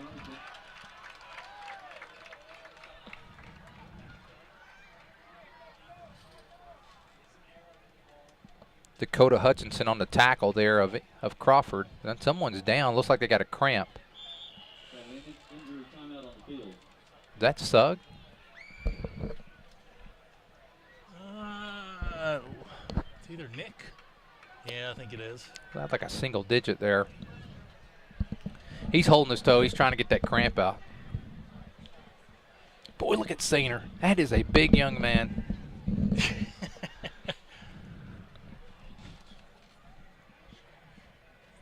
It's been an eventful third quarter, if nothing else. Well, a nice play by Crawford, an 85-yard touchdown, 84. We got 4:42 to go here in the third quarter, and we've seen 20 points. And you know, if you're Farmington at this point, this is a must. You've got to get points on this drive, and then you've got to get the ball back. Farmington's 2 touchdowns come on really busted plays. I mean, a busted kickoff, and both of them made by Crawford. So I don't want to take anything away from Mr. Crawford. He's played a heck of a. Actually, that's a Eli Lopez. I saw the single digit and it was from the side. I never could see who it was. Eli's a starter on defense, so we'll have to see who they put in. Looks like Zach Downey.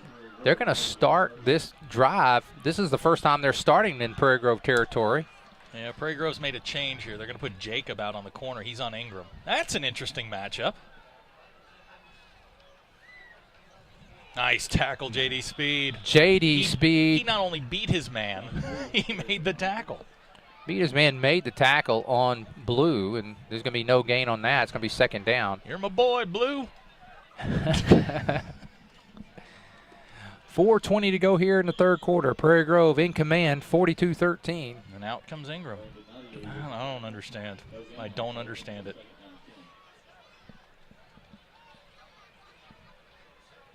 Prairie Grove leading 42-13. Farmington second and 10, ball at the 48. Waggle will go from the shotgun. Remember, they snapped it over his head the last time. We got whistles and penalties and what now? Okay, the guy who called the penalty is 25 yards away. Oh, he saw the clock. It was a delay of game. Was it a delay of game? Yeah. Okay, I thought he was calling a motion penalty. Yeah, no. How do you? Yeah, all right. If it was the clock, that's one thing. My apologies. They owe you a couple, Zach. Don't worry. Second down, 15 for Farmington. Now, this time, Waggle comes under center. He's got Hobbs behind him. Here comes Sugg. Blitz, yep. Wow. And we got a penalty. These guys are way too involved in this game. Let them play, guys. Decline it if it's Farmington. If you're Prairie Grove, you decline this one and make it third down and all sides on the offense. How do you, These guys. I better stop. Think the AAA police will make a stop by your house? No, but if I'm not. Now, what the heck? The ball was at the 47. They just marked it back to the 32. What was? I have no idea. What was? The ball was on the 47. What was? I don't understand the penalty. Go, Zach. Go find out. 15 yards. They're doing the same thing we're They're doing. saying, I don't have a clue. That's a 15-yard penalty for offsides. offsides. Oh! You know, they've tried to run that play a couple of times, and we've gotten our hands on it every single time. Looking at our conference right now, you got Ozark leading Berryville 28-7. Farmington 31-0 all over P Ridge. So next week's game is going to be Lincoln. Gravett leading Gentry 13-12. So you know, that sets up a kind of an interesting game next week. Third down, and I don't know. I don't know. The next break, I'm going to walk over to the Farmington guys to try to find out what in the world that was all about. They seem to have a better about. grasp on this than we do. Here comes a blitz. He's got time to throw. Uh-oh. Oh, nice interception. Who was that? Was that Zach Downey? Sure was. Look at Zach Downey. And Downey. No, that's Chamberlain. Was it the Mad Stork? It's the Mad Stork. Sorry.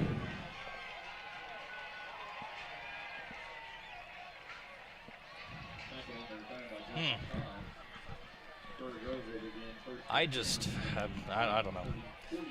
But we'll take it, and you know now comes the point. When do you start playing your backups? Well, I think if we go in this time, you invoke the mercy rule, and if you invoke the mercy rule, I imagine it might happen then, Zach. It's 42-13, Prairie Grove at the 46. For Farmington, that was as good as a punt almost. Yeah, and Waggle took a shot when he got rid of the ball. But I mean, that's if you're trying to make the comeback, that's just not a pass you can throw. So 2:55 to go here, third quarter, and looks like the starters are still out. And here's J.D. Speed. J.D. Speed. Boy, when he turns that thing up and gets his shoulders square. J.D. Speed gets close to the first down. It's going to be a pickup of 9, I believe, there, Zach. Now let's call it an 8-yard pickup. Second down and 2 now for the Tigers at the Farmington 38. 2:30 to go here in the third. I think Prairie Grove's content to just run the football and get out of here. 0 for 4 passing is Prairie Grove, but 336 yards on 33. 10.2-yard average for Prairie Grove. That offensive line has controlled Farmington's defense. And the defense, to this point, has given up 110 yards total. And now Tigers going to be close to the first down. Who was that? Bobby Catt from the I formation, and he's going to call it 3rd and 1. 3rd and 1. We're down to 1:45 to go in the third quarter, and the Tigers with a chance to, they can put this in. Zach, the clock will run for the fourth. This will be, that'll be welcome news. We need to get out of here without anybody getting dinged up, because we're gonna have a fight on our hands. It looks like next week. Lincoln 31-0 over P Ridge, so they're gonna come to Prairie Grove next week with a lot of confidence. First down. The Tigers pick up the first down. JD again. JD Speed on the carry. Tigers down to the 33-yard line in Farmington. And student section, the Raging Tiger squad still excited across the way. They're directly across from us. It is standing room only, and it's probably 3, 4, 5 deep. Oh, down in the right. Down in the corner? Yeah, down in the corner on the Prairie Grove side. It's at least 3 or 4 deep, and it's all the way down from about the 35 all the way down. And Bobby Catt, he's going to just pull his shoulder. He's going to get 5, 6, 7 yards on the play. I think he's close to the 25. It's going to be a fun bus ride back to Prairie Grove, that is for sure. Short but fun. Looks like they didn't get him all the way down to 25. He's going to pick up 5 yards there. It'll be 2nd and 5 for the Tigers. We're under 40 seconds to go now in the third quarter, and Prairie Grove probably will be the last play. This will be the last play of the quarter. And they don't need to be in a hurry. Just as long as they get the play off in time, though, Zach. Down to 10. Don't have to be in a hurry, but we don't want a penalty.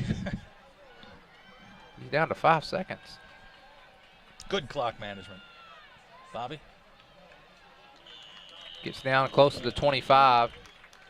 So that's going to do it for the third quarter. After 3 quarters of play, the Prairie Grove Tigers 42, Farmington Cardinals 13. We'll be back after these messages for the fourth and final quarter. Love God, love others, and serve others. The simple motto of Prairie Grove Christian Church. Whether it's supporting missionaries in Japan or on the Ivory Coast of Africa, or doing mission work in Guatemala, or building homes in Mississippi or Alabama, or the fun for the entire family of Upward Basketball, you'll find the members seeking to show our love for God through our love for our neighbors. If you're looking for a church home, we invite you to experience PGCC firsthand. We have convenient service times with services on Sunday at 9 and 10:30. And trust us, we have plenty of activities for the kids. Prairie Grove Christian Church, serving Western Washington County and beyond. Love God, love others, and serve others. Prairie Grove Christian Church. Everett Chevrolet is the home of the most dependable, longest-lasting full-size truck on the road today, the Chevy Silverado. And the 2014 Silverado has been totally redesigned, and it's better than ever before. And right now, the selection of Silverados at Everett Chevrolet has never been better. Two-wheel drive, four-wheel drive, extended cab, crew cabs, and every color you can imagine with options to die for. So make the short drive to Everett Chevrolet just off of I-540 at Elm Springs Road. Family-owned, customer-friendly, Everett Chevrolet.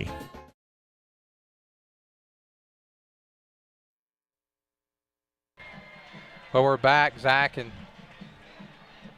I went and talked to the Farmington counterparts, and they let me know that it was a chop block call and not an offsides. The ref just had the incorrect signal. They do make mistakes occasionally. Occasionally, okay. He signaled offsides. You know, people make mistakes occasionally. You know, sometimes people loan people money with good intent. Third down, 5. There's Storley again. Geez. Storley. Oh, he pushed him. Oh, Storley inside. Give Jacob Storley 6. I think we just named our Steak and Shake player of the game, Zach. He's unreal. on that read option, he's just unreal. Now it's 48-13, so that will invoke the mercy rule for the rest of the game. We'll have a running clock. Prairie Grove averages just a tick under 400 yards total offense this season. They're sitting on 374 rushing. 374 rushing. And other than one play tonight, they have held Farmington under 30 yards until the 89 or 85-yard touchdown pass. I'm in shock. Extra point is good. And with 11:52 to go, it's Prairie Grove 49 and Farmington 13. So we'll have a running clock after this kickoff for the balance of the game. And Zach, now I believe, of course, we want to get out of here with no one hurt from this point. But we'll have to start thinking about the Lincoln Wolves next week. Yeah, Lincoln's going to come into the game undefeated. They came in last year undefeated. Or we went into that game last year undefeated with them, and that was 49-2. We were 2 minutes away this year being undefeated. We were down to 2 minutes, and Morrilton, a great team. I think they're in the top 5 in 5A. And I think this team is, you hope they're not peaking too early, but this Prairie Grove team is talented, really, really talented. Well, I thought we would be offensively, and I wasn't sure defensively, but defensively, they're getting better. Talent. They're Absolutely. getting better. As the weeks have gone on, they have gotten better defensively. I think Coach Laird and his schemes defensively have just, we were hurt last year sometimes with those quick passes. This year, it's just been amazing. Well, we're down to 11:52. The clock's going to run after this kick for the balance of the game, and 49-13. Clement ready to kick. It is. It's been one-sided since that kickoff return. Clamont's going to get a nice kick, stay in. That's going to go all the way to the end zone, and they're going to have to take that at 20. So when was the Clamont, last time we had a touchback? When Landon kicked last year, I believe. It's been a while. Does that come out to the 20 or the 25 in high school? I believe it's the 20-yard line, and that's where college is the 25. It will be the 20-yard line now, and that's where Farmington will take over. And I see the starters still out there. I'm sure we'll start to see some free substitution here.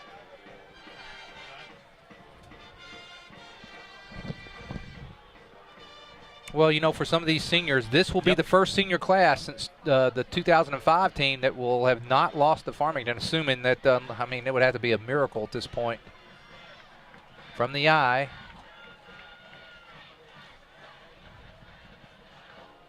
And it's been tough going. Just getting no push.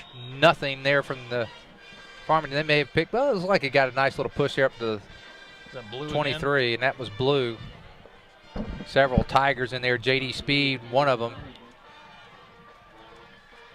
Now we're starting to see a few substitutions come in, and the clock down to 11 minutes to go, and should be running from here on out, Zach.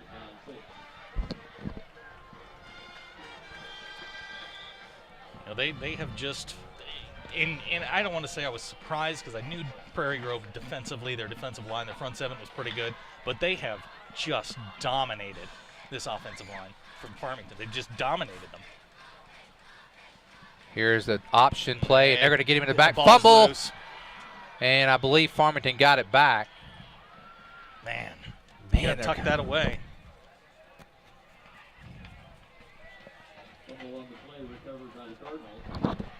That's going to back them. And now they're back into 3rd and 11 when it, and now it comes down to, you know, are you going to let him, you know, chuck the ball up again and run the risk of Bobby Cat picking one of those things off and going back the other way?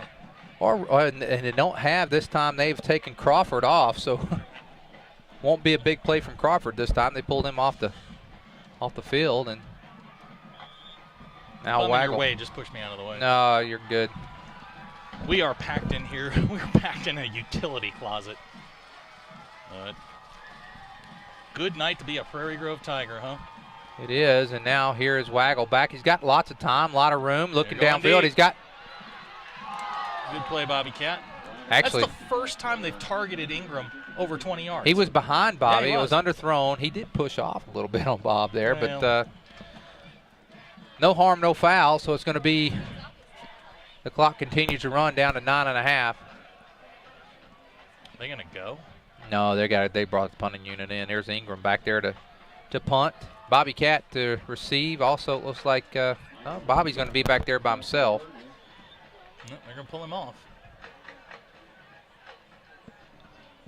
He gets off in time. Good snap for Farmington. And Prairie Grove, nobody back. Nobody back. Just going to let it drop. And it's going to be right at midfield, and that's where it's down.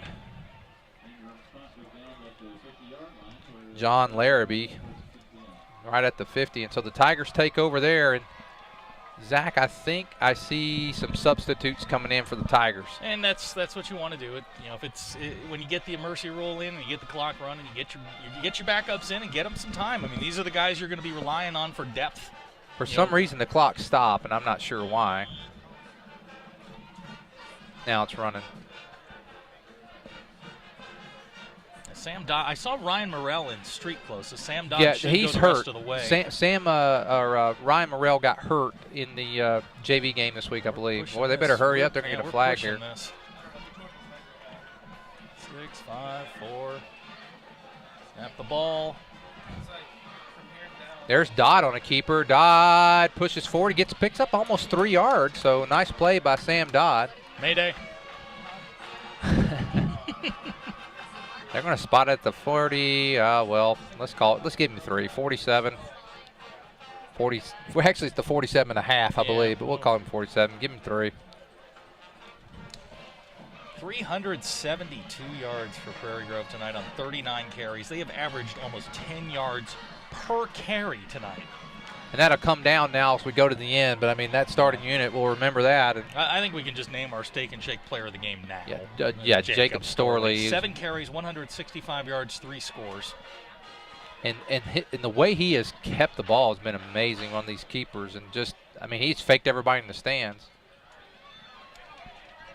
You know, they're running right at us, and I still can't tell you who that was. I think it was Blake Falk. Wow. Number 18, a little upset. That was Falk. It was Falk on the carry. May have lost a yard on that one. So I'm going to bring up 3rd down.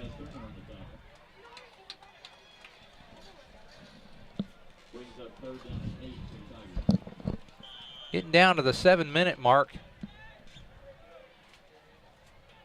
You know, I'll give the Farmington fans credit. I mean, they're still here. They're definitely still here. The fans, I mean, the stands are full. They're still, you know, obviously the Prairie Grove fans are still here, but, you know, they've stuck around for this one. Well, this is the last conference game for quite some time, probably, between these two schools, and this senior class will go down as not losing to Farmington. And is that Galden? I think that is Galden.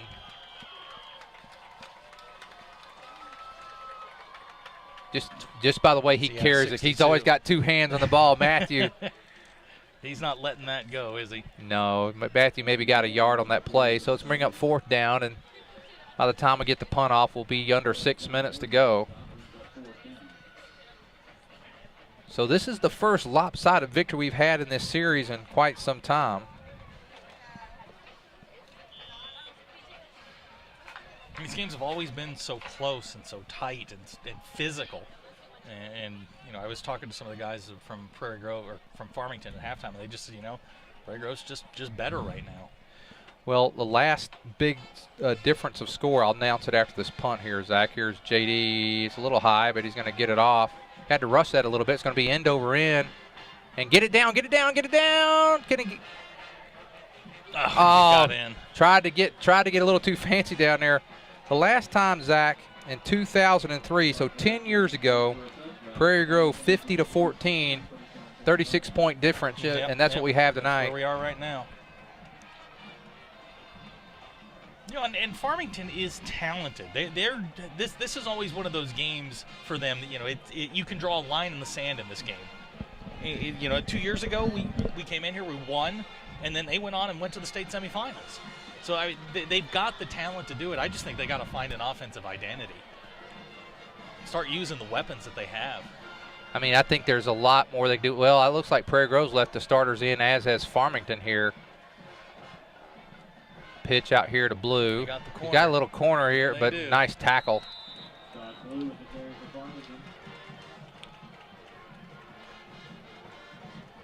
It's open field tackle by Elliott Chamberlain. The Mad Stork. Pick up a 5 yards for Farmington, and now they'll pad their stats a little bit down the stretch here as Prairie Grove's just going to kind of play back. Won't probably be sending as many men there inside. They're starting to substitute. Coming on and off the field. It's taking a little time. Aaron Price here. Yeah, he's a senior. He's going to get some time here. Yeah, somebody moves there, some movement. The thing I like about a penalty now is the clock's going to keep running. Maybe. We think.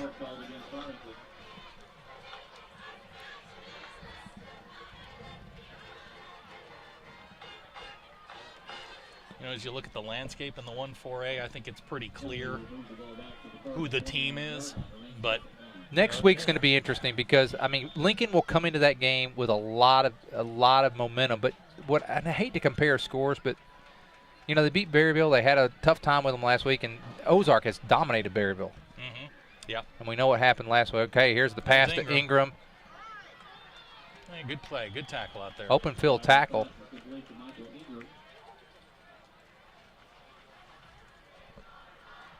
I think that was Sam Dodd. Oh, the students on the other side chanting, "It's our highway." It's our highway. They begin to chant from the other side. Highway 62, the battle, and Prairie Grove is claiming it. It's our highway, and boy, they have played a great game tonight. Let's get lined up right, guys. And there's not much you can answer to that. And oh, they got Ingram. Oh, nice. Nice play there by Farmington. Nice job by Waggle. Complete to the tight end. Haven't called his name much. That's Spears. Max Spears on the reception. Nice job there by Waggle. Down to 3 minutes. And Tigers with quite a few substitutes in.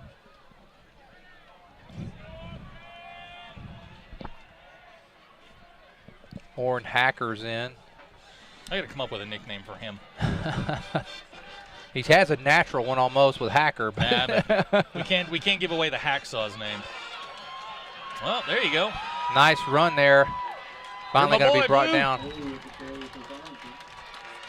Blue gets it inside Prairie Grove territory to the 46, and down to 2.5 minutes to go. And Farmington has left their starters in the entire game here, and Prairie Grove looks like they're substituting quite. Matthew Galden out on defense as well. Yeah, the competitive part of this game's over, and Prairie Grove's just got some guys in there that they want to get some time and get them some game action. And you're still going against a first-team unit from another 1-4A school. Well, they got single coverage out here. That's dangerous. That's big time dangerous. They're just going to give it to Blue, and Blue's going to he's going to score. He's going to score. Good play, Sam Dodd. Nice job by Mayday.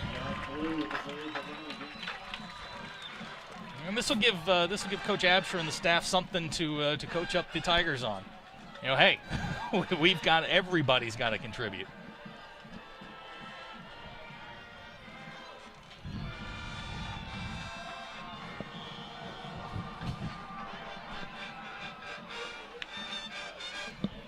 Down to 1:45 to go, and Farmington's at the Prairie Grove 25. It's been their first real drive of the night without a big play. Here comes Blue again. They've got the corner again. Toss sweep. This time, nice defensive play there. That's Elliott Chamberlain. Mad Stork. Glad to see you're embracing that. Well, I usually set you up with it, and I'll do the Elliott Chamberlain and then let you come in with the Mad Stork. The hard Mad Stork. Let's look like we're down by the time the ball snapped. We're going to be close to a minute, so probably a couple more plays here.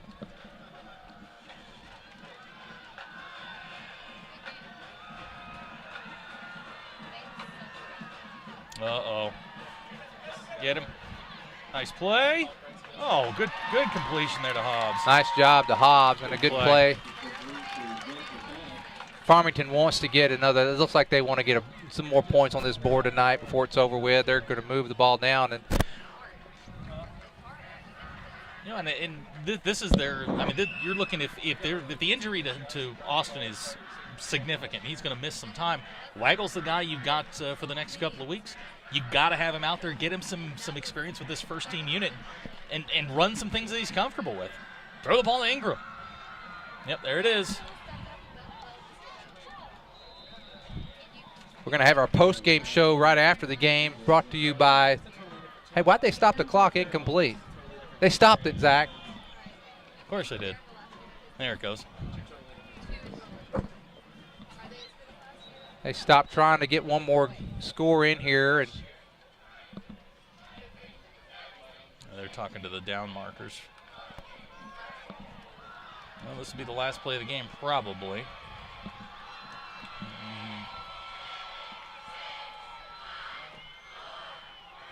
And they did not get that last score, and that's going to do it. And the Tigers, 49-13, Zach, in the Battle of Highway 62, and the Tigers will own that for 1 week. Battle of Highway 62 Part 2 next week, as the other side of Highway 62 comes to Prairie Grove for homecoming. And the Tigers very excited with this win tonight. Well, stick with us now for our post-game show brought to you by Prairie Grove Christian Church. Love God, love others, and serve others. The simple motto of Prairie Grove Christian Church. Whether supporting missionaries in Japan or on the Ivory Coast of Africa, or doing mission work in Guatemala, or building homes in Mississippi or Alabama, or the fun for the entire family of Upward Basketball, you'll find the members seeking to show our love for God through our love for our neighbors. If you're looking for a church home, we invite you to experience PGCC firsthand. We have convenient service times with services on Sunday at 9 and 10:30. And trust us, we have plenty of activities for the kids. Prairie Grove Christian Church, serving Western Washington County and beyond. Love God, love others, and serve others. Prairie Grove Christian Church. Okay, back for the Steak and Shake player of the game is Jacob Storley. Storley 7 carries, 165 yards, and 3 touchdowns. Just ran the offense impeccably Didn't tonight. complete a single pass, but No. you don't have to when you're getting close to 400 This is yards. going to be the first time I think we've ever said this. Prairie Grove has no yards passing. None. But 372 on the ground. They didn't turn the football over. Farmington, 184 yards total. A lot of that came on one play and then the final drive. 117 through the air. 29 carries for 67 yards for Farmington. That's just not going to get it done against this football team. And most of that was on the final drive. Exactly. Yeah, they could not move Prairie Grove's defense off the point. And Prairie Grove, the score is indicative of the way the game went. Prairie Grove dominated. Well, some scores, the stats brought to us by the Bank of Fayetteville. I want to go through some scores here.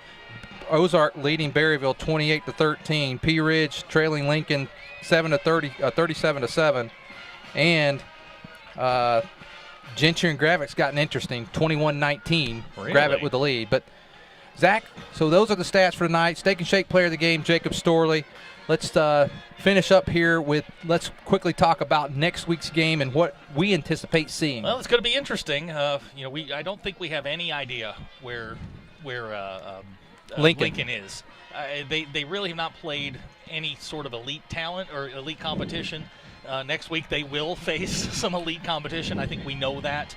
And they haven't fared very well against the big boys in the conference, and they're certainly ascending, and they've got some talent, but it'll take their best effort to hang with Prairie Grove. Well, we know their first 3 games was the competition, but they dominated that competition. And then last week they struggled a little bit with Berryville, but then tonight they dominated Pea Ridge. But then again, we just don't know where everyone is. Prairie Grove is a completely different animal. Yeah, they'll find out. They are this if they're for real.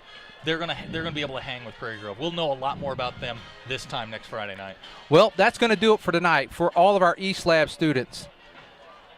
For Zach Arns, I'm Lynn Gregson. That's going to do it. We'll see you next week from Prairie Grove for homecoming. Woo! Join us early. I think we'll have a look. Check the website. We're going to start early for homecoming next week, and we'll be there.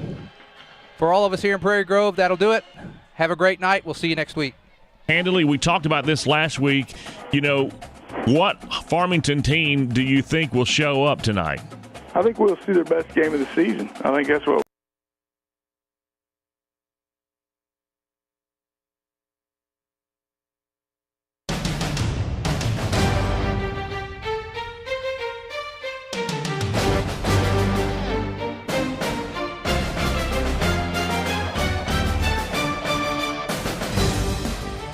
We want to thank you once again for joining us for another night of Prairie Grove Tiger football. And a big thank you going out to the Prairie Grove High School East Lab. Their volunteer hours make this game possible. Also, we want to thank PG Telco, the providers of PGTigersOnline.com.